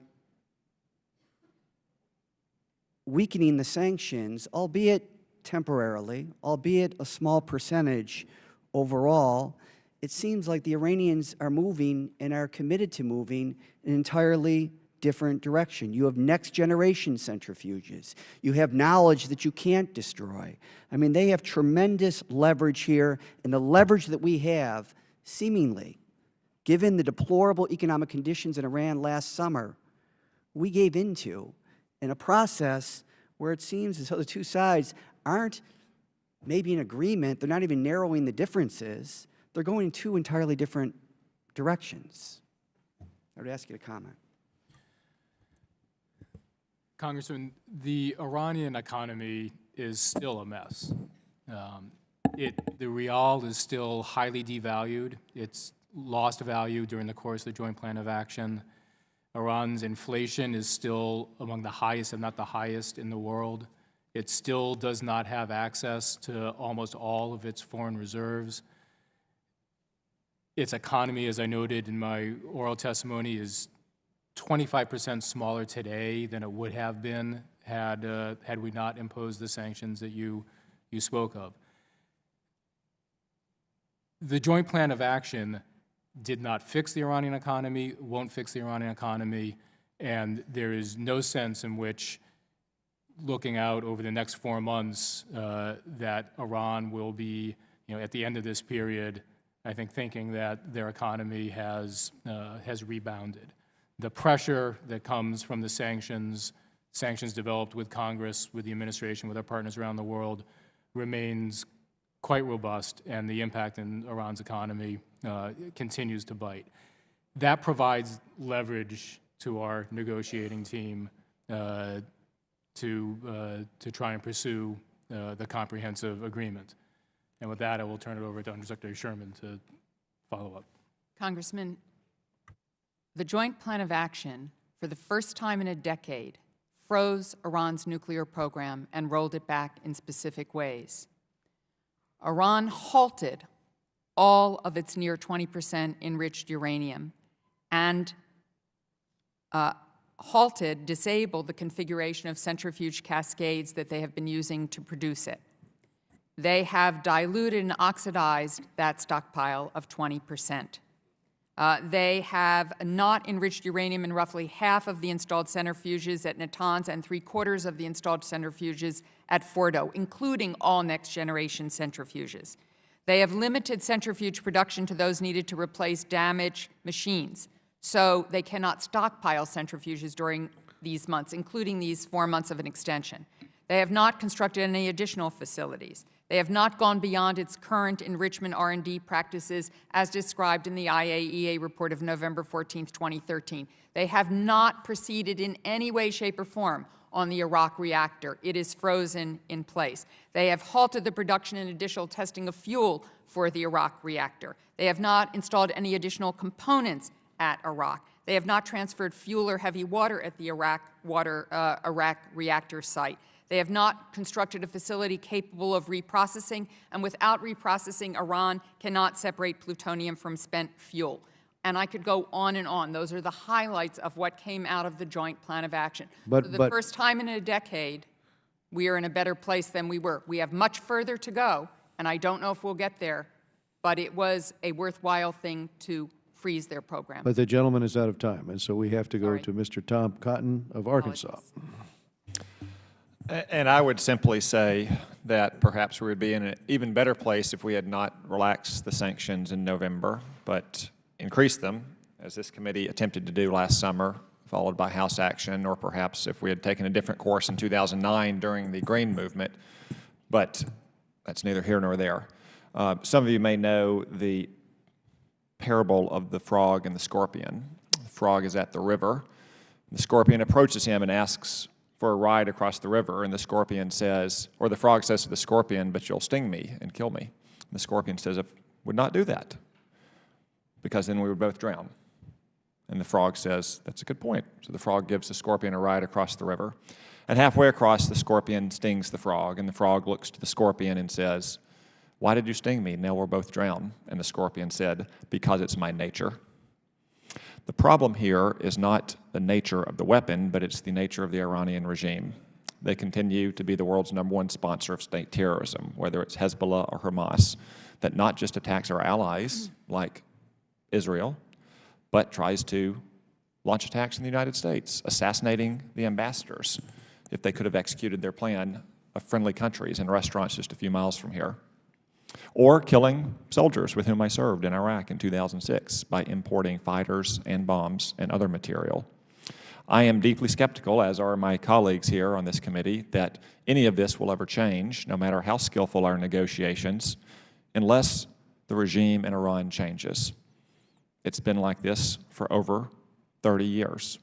And unfortunately, I think it will continue to be like this until the people of Iran have a legitimate, democratic, representative government. Now, all that said, there are issues related to Iran besides this nuclear negotiation, such as their meddling in Iraq or their support for Bashar al-Assad in Syria. their ongoing support for Hezbollah and Hamas. One of our negotiating partners, Russia, has ongoing issues as well, such as their invasion of Ukraine and supplying thugs that shot down a civilian airliner, and their support for the Bashar al-Assad regime in Syria. So I would like your brief assessment on whether they bring those issues to the negotiating table on this, and if so, how? Thank you, Congressman. So far, everyone has been focused on what goes on in the negotiating room around this comprehensive plan of action, or the possibility of a comprehensive joint plan of action.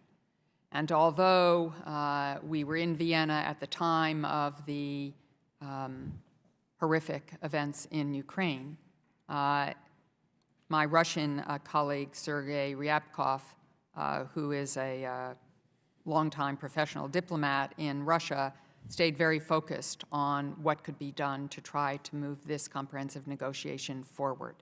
I cannot tell you that all of these issues won't come into the room at some point, and it certainly does create strains around the margin. We're all human beings, and that was just beyond deplorable and shocking, and we were all just completely stunned at what was occurring.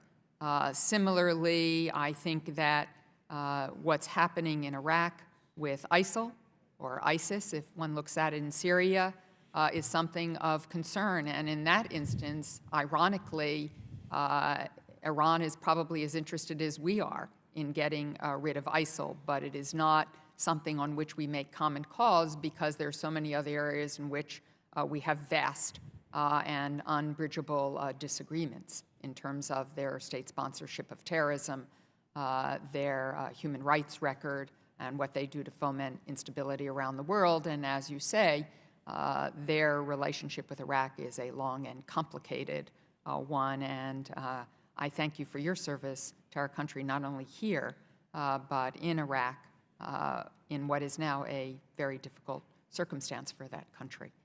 So right now, everyone stays focused. It is a constructive, serious negotiation. I hope it remains that way, but I can't tell you for sure that it will. The world's a pretty complicated place at the moment.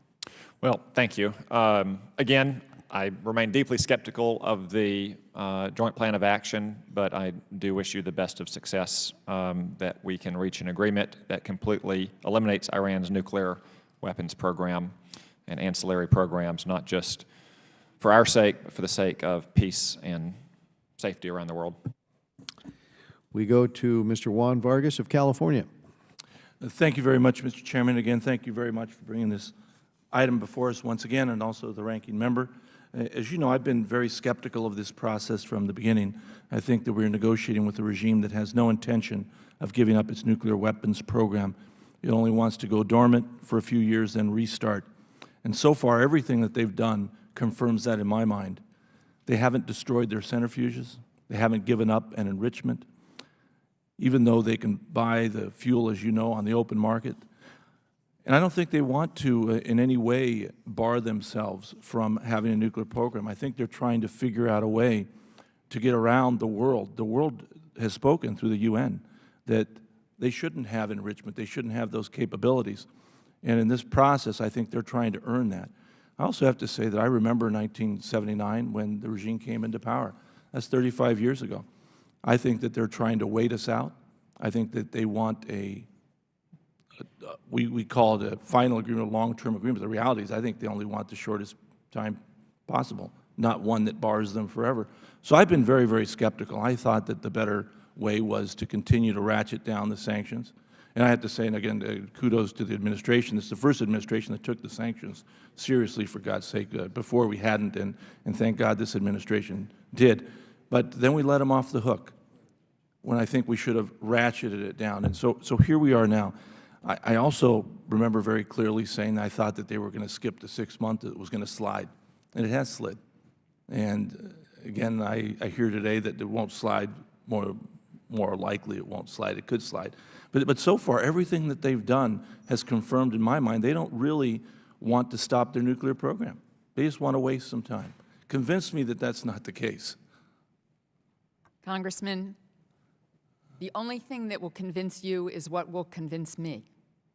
and what will convince the administration and our country, and that is if Iran takes the steps that it must to ensure that all of its pathways to a nuclear weapon are cut off, and that their program is exclusively peaceful. And that means a comprehensive agreement that as a package accomplishes those metrics.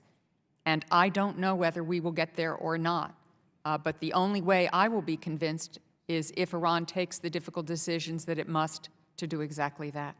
But two of the most important pathways is enrichment. I mean, enrichment is a way, obviously, to get a weapon. We're allowing them. It sounds like, I mean, again, I don't know this, but it seems to me that we haven't said they will have absolutely no enrichment. We haven't said that. That is a pathway. It is a pathway, but what we are talking about, if we get to this comprehensive agreement, would be an incredibly small and limited enrichment program under intrusive monitoring, such that they would not have a pathway to highly enriched uranium for a nuclear weapon. If we cannot do that, then we will not have a comprehensive agreement.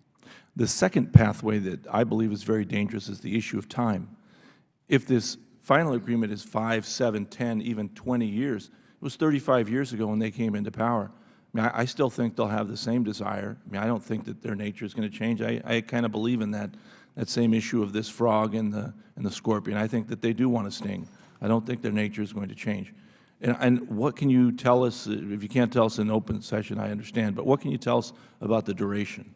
Duration is a critical element, and in our view, it has to be quite a long time for the very reason you said. It's been decades that the international community has had no confidence in what Iran is doing, and so it's going to take a considerable period of time for us to gain that assurance and that confidence.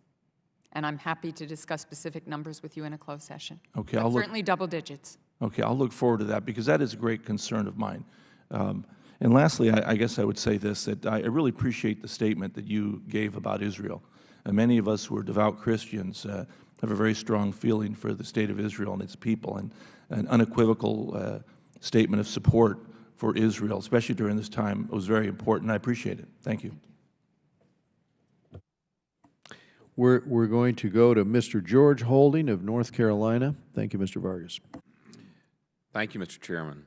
Mr. Cohen, you mentioned in your testimony that additional sanctions relief under the extension of the interim agreement includes keeping Iran's crude oil exports to current purchasers at current average levels. So if you could just ask succinctly, have Iran's crude oil buyers kept their purchases or acquisitions of Iranian crude oil to December 2013 levels at present? Congressman, the best information that we have, which is current to within the beginning of July, so we don't have the last 20 days of the Joint Plan of Action period, indicates that the aggregate amount of oil going to the 5 purchasers of Iranian oil is within the limits that we set out in the Joint Plan of Action of 1 million to 1.1 million barrels per day. So is that at the levels of December 2013? Yes, sir. And you agree with that, Ambassador Sherman? Yes, within that range, yes. All right. The administration is committed to comprehensively lifting nuclear-related sanctions as part of the final P5+1 agreement with Tehran. So my question, Ambassador Sherman, to you, what sanctions in the current law, specifically which provisions of the current law, does the administration consider nuclear-related, and why? Congressman, as I think you know, because you've asked this question, our laws are very complicated. And several of our laws cover a number of things, all in the same law. We believe that there is a way to address the portions of the laws that relate to nuclear-related sanctions, and I'm very glad to have our staff come up to sit with you or your staff and brief you in detail, law by law, what we are thinking about. I would prefer not to do that in an open session, because how we are thinking about suspending, and then ultimately, if Iran complies with all the things that they would need to comply with, coming to you to lift those sanctions is part of our negotiations. And so I'd rather discuss that in a closed setting than in an open setting. I appreciate that. Many of these sanctions that are imposed are for things including, not only, their nuclear program, but for all the other bad acts. I mean, sanctions aimed at preventing Iranian banks involved in proliferation, terrorism, money laundering, any other activities, the state-sponsored terrorism, ballistic missile programs. It's a myriad of things, and the sanctions are all intertwined.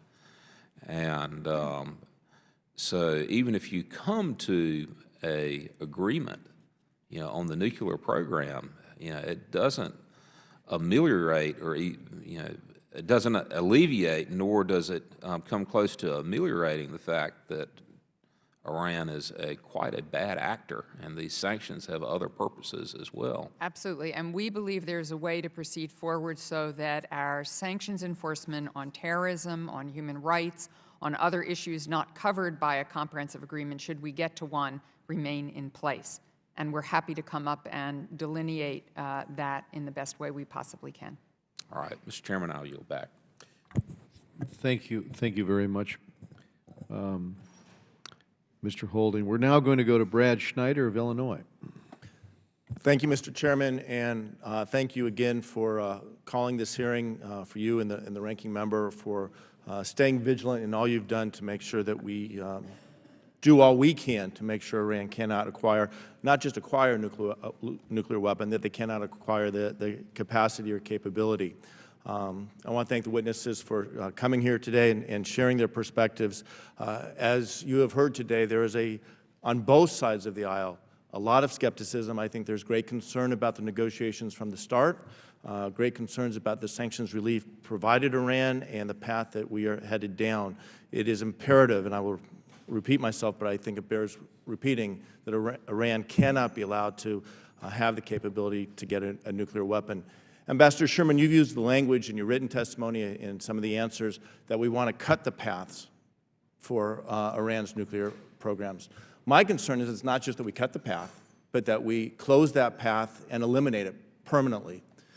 Can you tell me the distinction here? Because they have cut the pathways, for example, the cascades on the centrifuges, but there's still 19,000 installed centrifuges. That path may be cut, but it's not closed.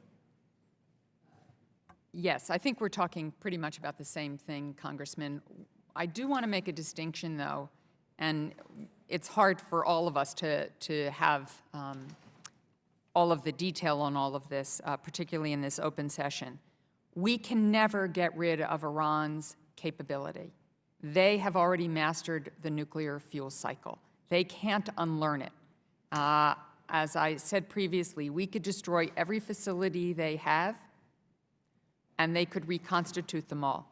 But with all due respect, that's know-how. And Right, know-how so- is one piece. Capability and having the assets in place is a different thing. Correct. So their centrifuge capacity can be attacked in a myriad of ways. Their centrifuges, their facilities, their stockpiles, how they're installed, how they're taken apart or not taken apart, all of those are elements of a package that would give us the confidence that, in fact, they did not have a pathway to highly enriched uranium, where Natanz and Fordo are concerned, that they would not have a pathway to plutonium where Iraq is concerned. There are a number of ways to get to that metric. That is the metric that matters, and I think we are in agreement. And I know that some of these details, like the specifics on Iraq, specifics at Fordo, would have to be in a closed session. I would like to have that closed session as soon as possible. Let me take it to another direction. We're looking at November 24th, not that far away at this point, 3 months, 4 months. What are you telling Iran in the negotiations will happen if we don't have a satisfactory negotiated settlement by November 24th? Iran is quite well aware that all of our options and the world's options are on the table. Iran is quite well aware that if we cannot get to a comprehensive agreement, that they will likely face even more sanctions than they are currently facing, and that But are we other making options clear are alternatives. the magnitude of those sanctions? We can't go back to the sanctions regime of November 24th, They are- 2013. It has to be orders of magnitude greater than what we had, They even are- greater than what we passed last They summer. are very well aware. What do you think they believe? I think they believe that if we do that, that they have a lot of things they can do in return. Do you think that they believe we actually will raise the sanctions, that we have the capacity? So Oh, I think— what do they think our partners believe, and what do our partners believe will happen? There is no doubt in my mind that Iran understands the power and prerogatives of the United States Congress, the actions that you have taken and the actions that you would take, and if in fact we could not reach a comprehensive agreement, and we are sure that we cannot reach a comprehensive agreement, we have stated publicly as an administration that we would expect there to be more sanctions. Would the administration support Congress taking action and stating very clearly in a resolution or in a law that if there is not an agreement by November 24th, this is the sanctions they will face? So there is no doubt. That clarity that my colleague talked about earlier is so important. We actually do not support such action, Congressman, and the reason is very simple. We believe that if this comprehensive agreement does not work, it should be because Iran cannot make the commitments that it needs to. We don't want there to be any other basis, any other excuse. We don't want them to say we couldn't get there because Congress, pushed our hardliners to the wall, whatever kind of narrative they put on the table. We want it to be crystal clear to the world that we tried diplomacy as far as we could take it, and Iran could not do what it needed to do. Because if we do that, then the entire world will stay together in the enforcement not only of the existing sanctions, but sanctions to come. Well, I'm out of time, but let me just close by saying I disagree respectfully, but I think we need to be clear. And I think if we do tell Iran what their options are, so there is no doubt we have a better chance of getting to a successful resolution on negotiations. And let me also say that that successful resolution can't be for a few years, shouldn't even be measured in years. It should be measured in generations, because as you said, it is an existential threat, not just for Israel, but for many countries around the region, and a threat to the world. Thank you, and I yield back. Thank you. Go next to the gentleman from Texas, Mr. Weber, recognized for 5 minutes. Thank you. Ambassador Sherman, do you consider all those involved in these negotiations reasonable people? That's a hard question to answer. I believe that everybody who sits around this negotiating table is serious. I think they want to try to achieve a comprehensive agreement. But it's hard to use the word reasonable for all of the actions that are occurring in this world. Do you consider me reasonable? I don't know you, but I'm sure you are. How about, do you consider yourself reasonable? I hope so. My husband and my daughter may not from time to time. Is it reasonable for terrorists to strap on themselves dynamite and go blow up innocent women and children? Of course not. Is it reasonable for terrorists to have 12-year-old kids strapped on dynamite and go blow up? Of course not. Is that a blatant disregard for human life? Of course. Is it reasonable for Iran, the leadership of Iran, to espouse the need for the complete destruction of Israel? Of course not. And as I said in my opening statement, where it comes to the destruction of Israel, which they have espoused, the human rights abuses, the summary executions that take place, the detention of journalists and American citizens, their disregard for human rights, the fomenting of instability around the world, none of this is reasonable, of course, Congressman. See if you agree with this following statement. You cannot reason someone out of a position that they didn't use reason to get into. You know, that's yes or no. It is actually not, with all due respect, Congressman. I don't think their positions are reasonable, and I don't think they've come. Let me finish. I don't think their positions are reasonable in any regard on all of those issues. I'm talking about killing women and children and the complete destruction of Israel. You don't think that's an unreasonable position? Of course not. And so we can't. You think we can reason them out of that position? Do you? Of course not. Okay. Let me ask you. Is it reasonable, as reasonable people, let's just assume for argument's sake that we on our side are reasonable. That may be a stretch for some of us, but let's just assume that it is. I'm talking about me. Is it reasonable to assume that Iran, with a blatant disregard for life, will continue to mislead us and the international community at every step of the way and every chance they get, in order to concentrate on destroying Israel, and I might add the United States? Is that reasonable to assume?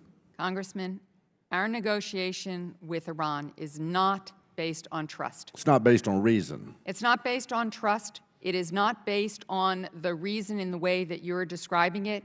It is based on understanding that if they want the economy they want in the future, if they want to end their isolation in the world, if they want to rejoin the community of nations, then they have to take specific steps that will be monitored and verified to give the international community Then under assurance. that scenario, is it reasonable to assume that if they get the economy that they want, that they will cease to seek the destruction of Israel? Is that reasonable?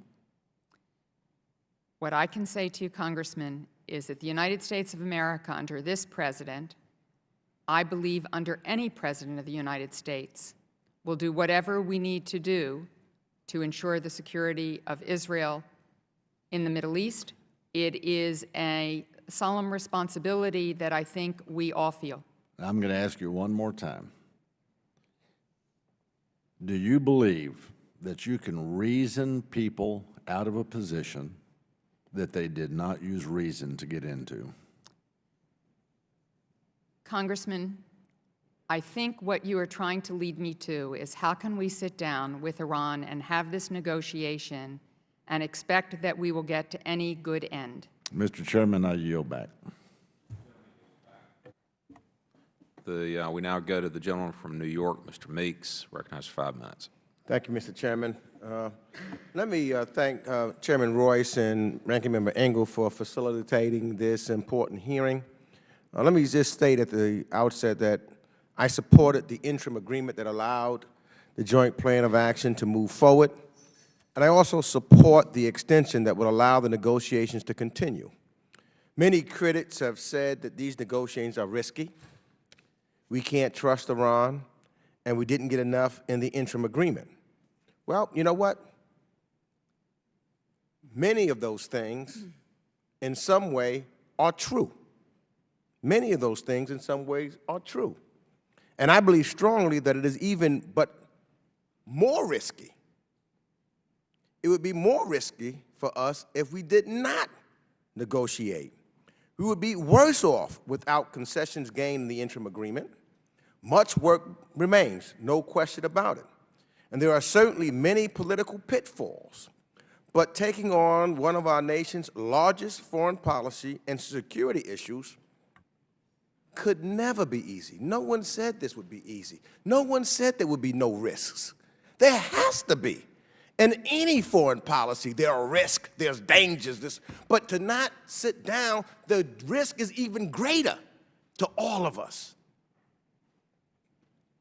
6 months has gone by, and I consider the framework where we are, I consider it a success.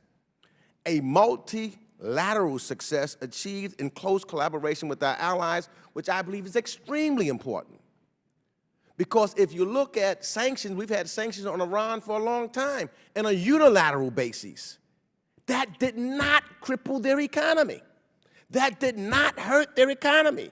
Their economy began to hurt and cripple them when we were able to do it collectively with our allies. And that's why the P5+1 is together, because that is the only way that we could inflict the kind of sanctions that will hurt their economy. If that goes away, and the United States doing it only by themselves, that's not going to bring down the Iranian economy. That's not going to be successful. That's not going to cause the kind of hurt that people are talking about. It's only going to happen if we do it collectively. And I think what the administration should take strong credit is that they were able to get this coalition together to implement these sanctions and keep them together. And the biggest threat to Iran is the knowing that we are together, because if they could divide us, they would. They would. That would be to their benefit. They could then resume their economy and say, forget the United States by themselves. What makes the sanctions work is that they're multilateral sanctions with our allies. Tremendously important. Nobody just says you automatically trust when you get into these negotiations. So I think that we have to utilize and take advantage of everything. And I'd say in short that better access that we now have to Iran's nuclear facilities is a huge plus for us. I wouldn't want them running around without us having any access to their facilities. Its dilution of medium enriched uranium is a huge plus for us. We want them out there in the blind, or we don't want to be working with our allies. We're going to let them run around. That puts us all in danger. Now, I don't trust, you know, they say, I think that we've got to do the hard work. It's easy to go the other way. You know, we talk about kids all the time that, you know, it's easier to fight than try to at least negotiate something. If you have to fight, then you will. I know that's how I was raised. If I had to fight, I will. But first, let's try, and we've got something, a leverage. You're talking about losing leverage? We would lose the leverage that we currently have in Iran if we lose our partners. That's part of what our leverage is. So I didn't mean to go off on that tangent, but I just felt that was just important to say. In regards to, and I'm out of time, so I don't have time for a question because you won't be having the time to answer it. But I'd love to have the closed-door session so that we can have more talk. But I just want to say I thank the administration. I thank for keeping us together, keeping the world together. It's not, so it could be all of us together, not just the United States against Iran, but all of us together to try to make sure that we force them to conform. We will see what the results will be. We don't know, but we've got to try. I yield back. Gentleman's time has expired. The chair recognizes the gentleman from Illinois, Mr. Kinzinger, for 5 minutes. Thank you, Mr. Chairman, and thank you both for being here. And thank you for your service to your country, and sometimes I'm sure it's not always fun to be sitting where you're sitting. I'm also sure that some of the things I'm going to ask you and say probably have already been done, and so I apologize for beating a dead horse if, in fact, that's what I do. Just to respond to my colleague on the other side of the aisle, the point's made that if, you know, we can't do this by ourselves, we have to bring our allies with us, and I agree with that. That exists in what we see in Ukraine and other places. But I would just remind folks that we have the lead on this, and when the United States entered some pretty strict and pretty tough sanctions against Iran, the rest of the world followed. When we decided that we were going to do an interim agreement, the rest of the world follows. We're uniquely capable in terms of who we are to be able to lead the world to this. So, you know, this idea that if we don't extend another 6 months, the coalition's going to fall apart, maybe that's true. I don't think it is, but if it is true, it's probably because we entered this interim agreement into the first place. And I will mention that I remember, as I'm sure others have said, that 6 months ago, you know, we were told, just trust us on this. We're going to have this interim agreement, and we're going to get where we need to be. You're going to be really proud of the result. And if you aren't, we're going to be the first ones back here asking for tougher sanctions and to re-implement the sanctions. I promise you, I could have told you 6 months ago we'd be right here when we are looking for another extension. It's like we're repeating itself. I worry about the message to our allies in Korea, to the United Arab Emirates, who are asking for the right to enrich. And we say, well, look, we're committed to a nuclear-free Korean peninsula. We're committed to a nuclear-free Middle East. But yet we will give this. I mean, the final agreement's going to have some enrichment. We know that. We're going to give this to our worst enemy. So the message we send is, if you're the worst enemy of the United States, you can pretty much do what you want with agreement. If you're our best friend, we're going to keep our thumb on you and control what we want. Let me just ask, Ambassador, what are we going to be able to solve in 6 months that we haven't been able to in the first 6? So there are these gaps that still exist between the two countries in terms of what we want in the final agreement. If we couldn't get them there in 6 months, what's the next 6 months going to do, especially after getting $2.8 billion released into their economy to buy their continued cooperation, which I think is bad negotiating, but whatever. What's another 6 months going to do that we couldn't do in the first 6? I don't think it's a lack of time. It's something else. Thank you, Congressman. Let me make a couple points. First of all, I agree that the United States of America is uniquely positioned on most things in the world, and because we have the finest military in the world, we bear, in particular, both burden and opportunity in the world to lead. That's not always an easy thing to do, and it is best done when we can do it collectively so that the world shares some of the burden, both in cost and treasure and in our people. In the case of sanctions, Undersecretary Cohen may want to comment as well, but quite frankly, the European Union sanctions were also quite critical to the collective effort here, as were the UN Security Council sanctions. It was all of them coming together that really created the collective that was necessary to really bring Iran to the table. If I might interrupt, I agree. But I believe the interim agreement broke that bond we had. And it kind of was the hole in the dam now, to where if we want to go back to where we were, it's going to be very difficult. Maybe I'm wrong, but Right, it well, seems to me that way. Why don't you? And if you could be comment on really that, and quick, then I'll 'cause I come have back another- to the other points you made. Okay. Very Actually, quickly, sir. Congressman, it's just the contrary. The fact that we have proceeded with our close partners in both imposing sanctions on Iran and in agreeing in the Joint Plan of Action to the very limited, very targeted sanctions relief that we agreed to, I think makes it all the more likely that if Iran is not prepared to take the steps it needs to take to get a comprehensive agreement, we will have our partners with us, not just to reinstate, but to ramp up. But why couldn't we have tested that now? I mean, it's been 6 months. Now's the time when we say the sanctions are back on, and now all of a sudden Iran gets religion and says, okay, you know what, whoa, the places we're apart, we want to be with you because you did that. One last thing, and I apologize. Deterrence is will plus capability. I think we have the capability to deter.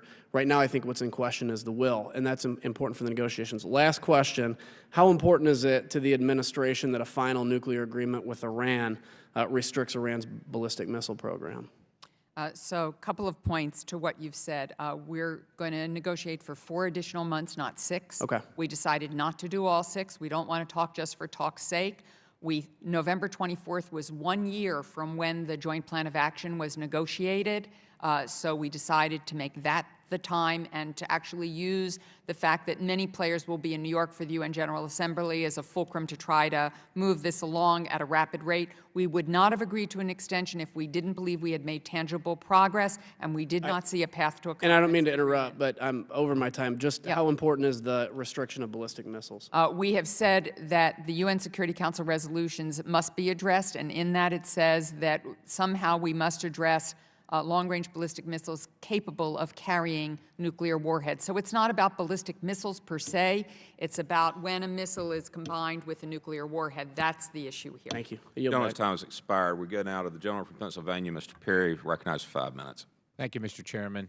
Ambassador Sherman, are you familiar with the CRS report that cites substantial information regarding the collaborative programs with Iran and Syria and North Korea aimed at producing nuclear weapons?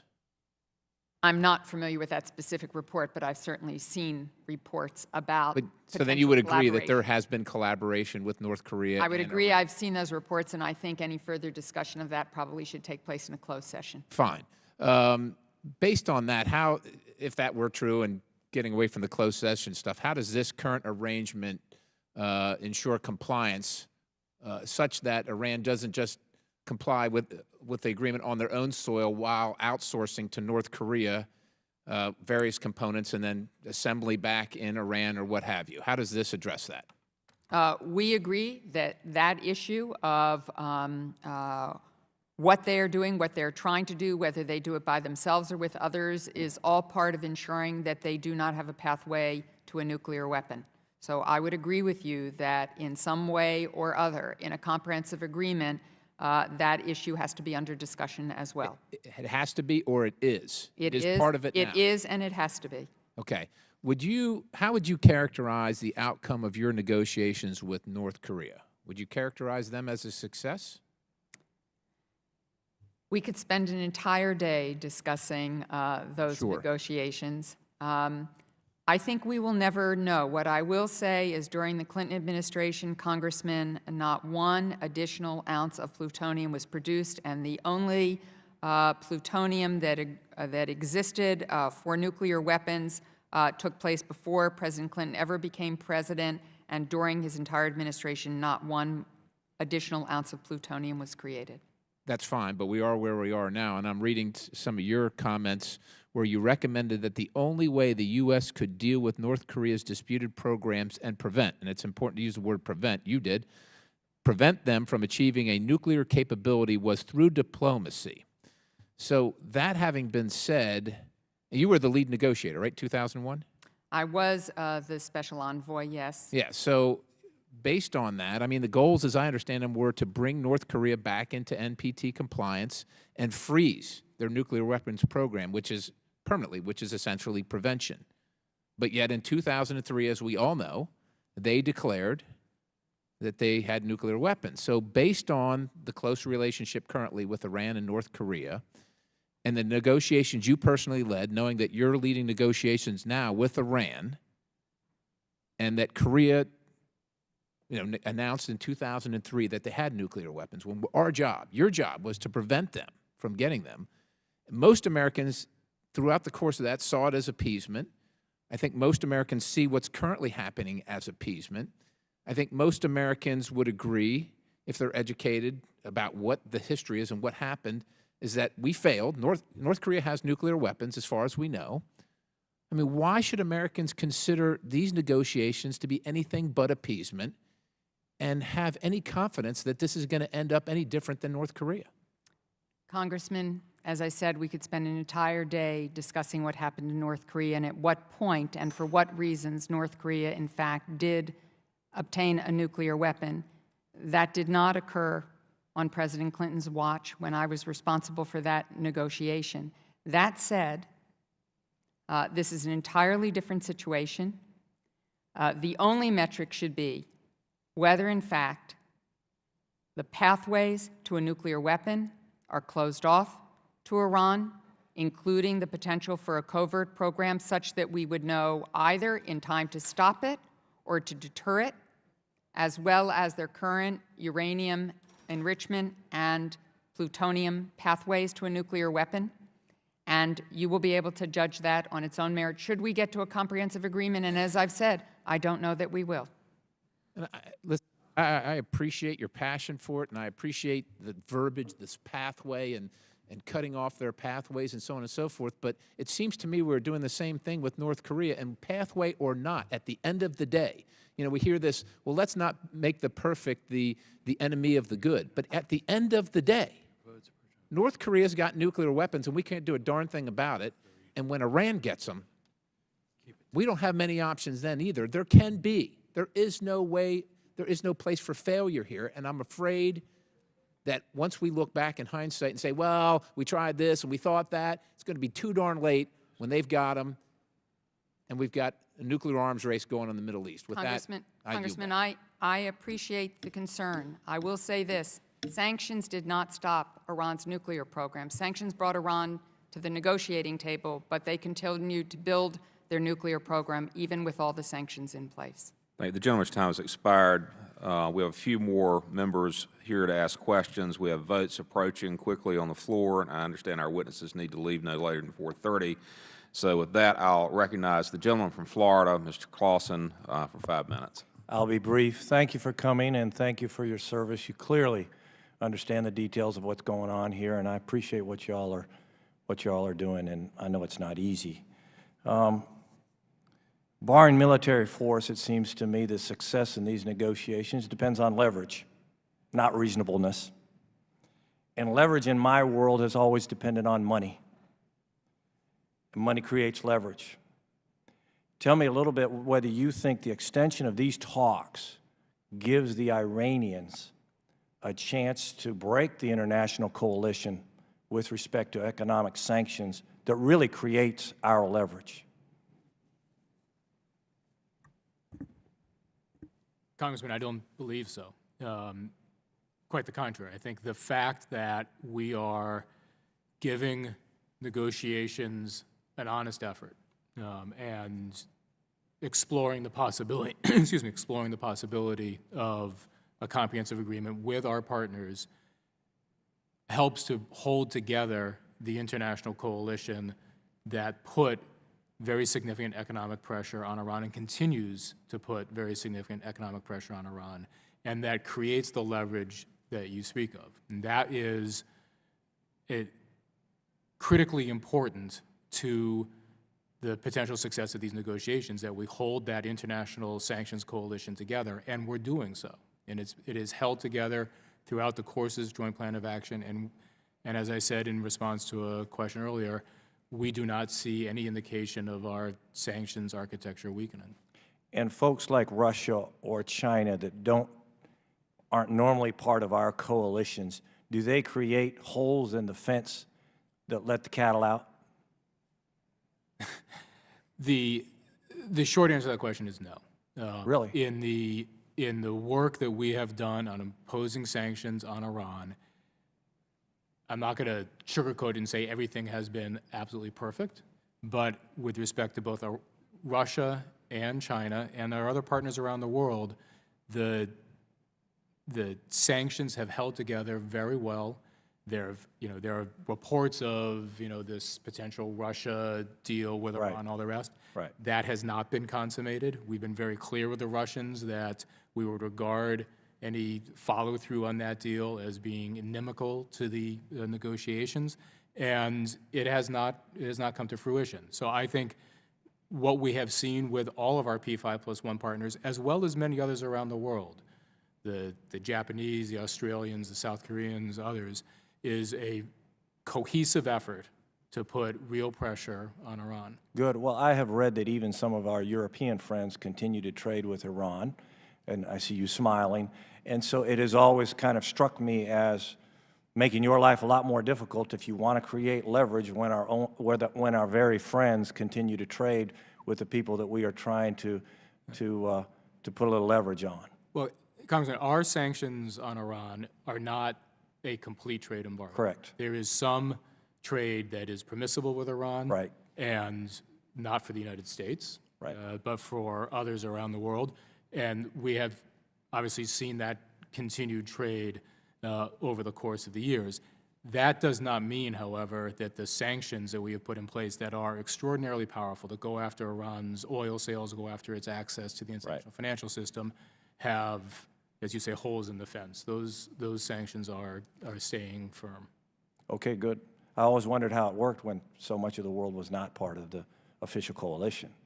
The last point that I make today is I'm guessing that as part of a final deal, if you look down the road, Ambassador, 5 years from now, we have an optimistic outcome, that part of that optimistic outcome would be safety for Israel, and that Iran would sign up. So in other words, the final deal wouldn't be no nukes, but everything else is okay, but rather we would have fences of defense for our most important ally in the region, of course, Israel.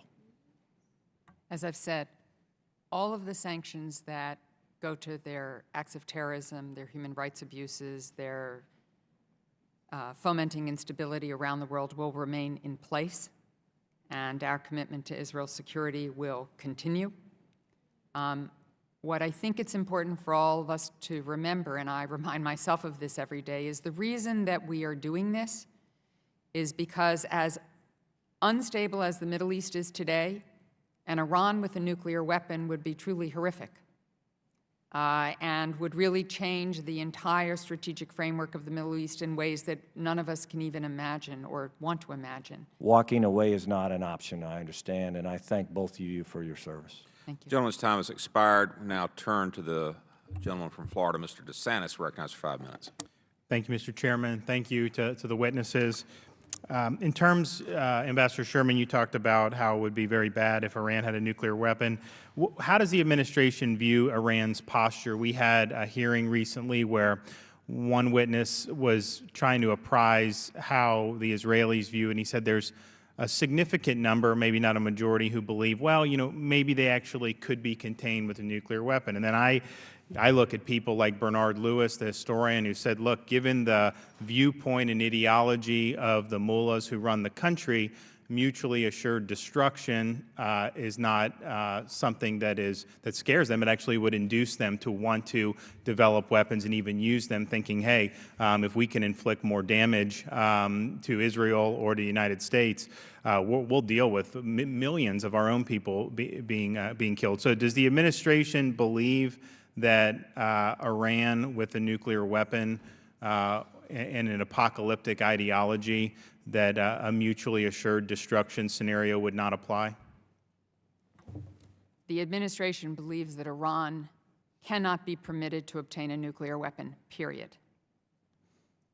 And is one of the reasons for that because of the worldview that they bring to the table with a nuclear weapon? It is the worldview that they bring to nuclear. We don't believe anybody else needs to have a nuclear weapon, period, in the world. And certainly, given some of the other things that Iran does in the world that many members have discussed today, Iran with a nuclear weapon would allow them to project further power into the region, would be a deterrent to others in the region, and would confer on them a place in the world that they should not have.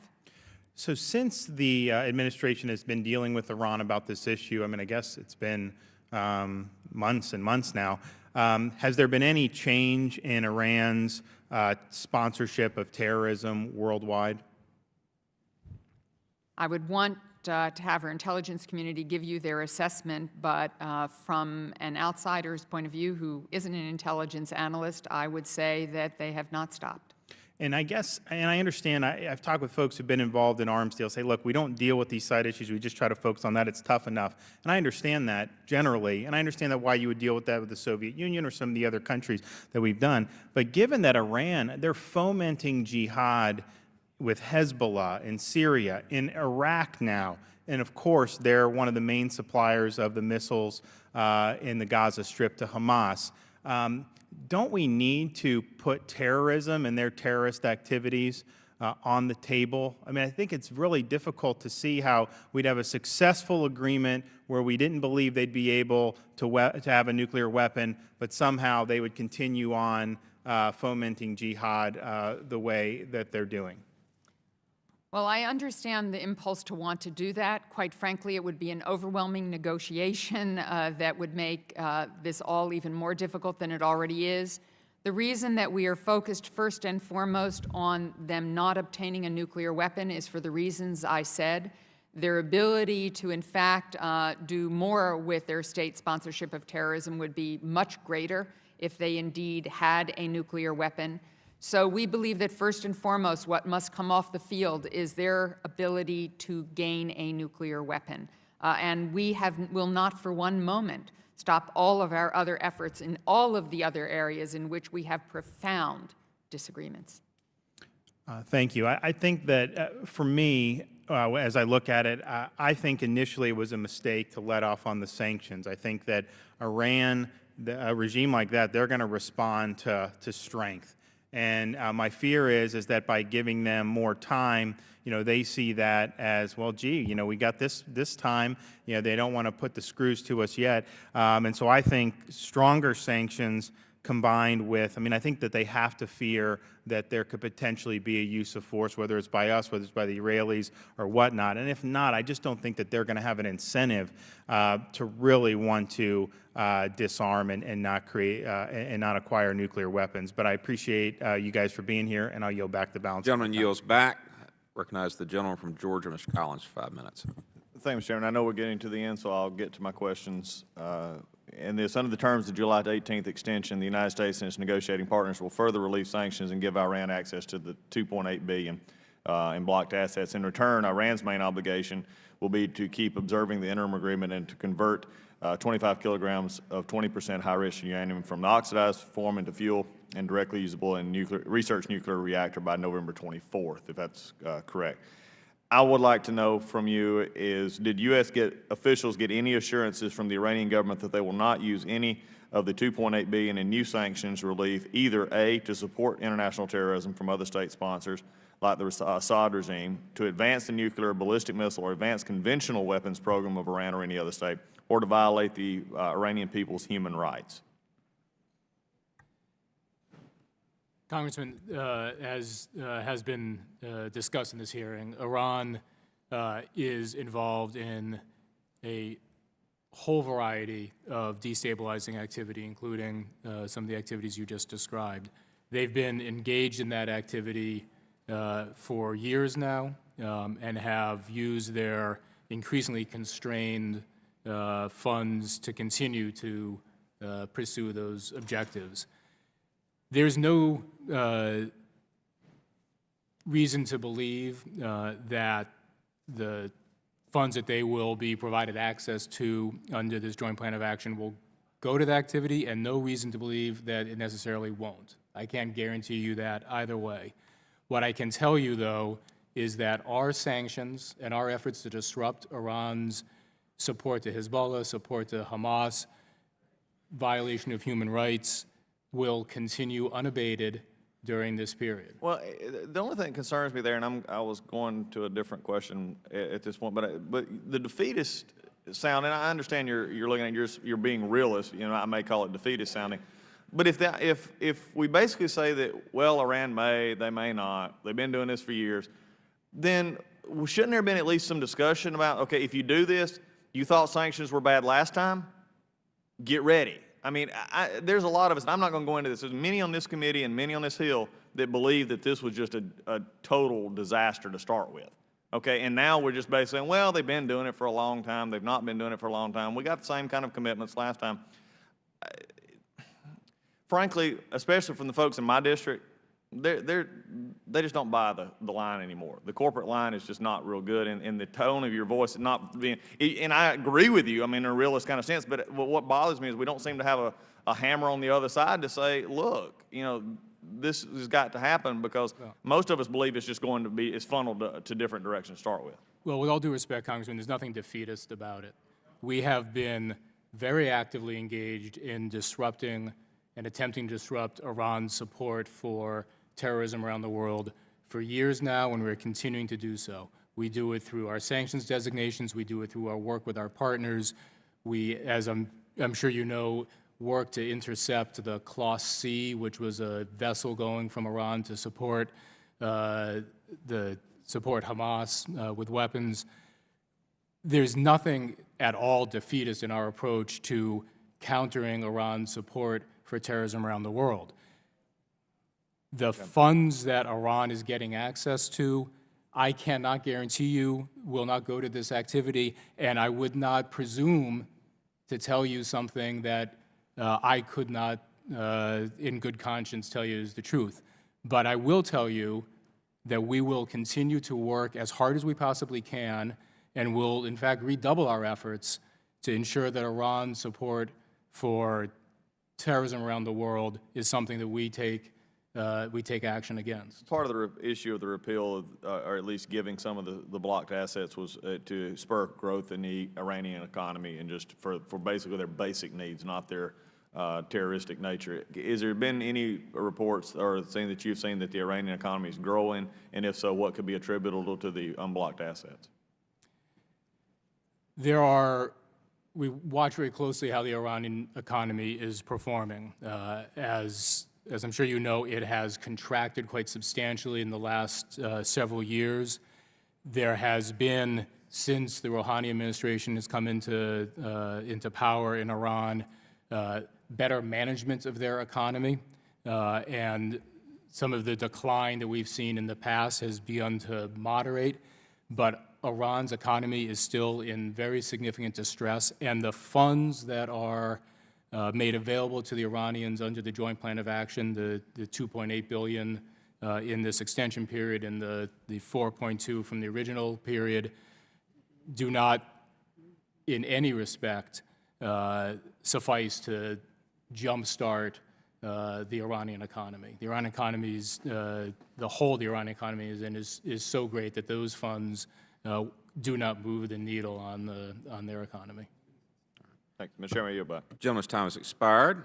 We appreciate very much the time and work of our witnesses today. I know the committee, I speak for all the committee, looks forward to consulting closely with you in the 4 months ahead on these critical and difficult issues. Thank you very much. The committee stands adjourned.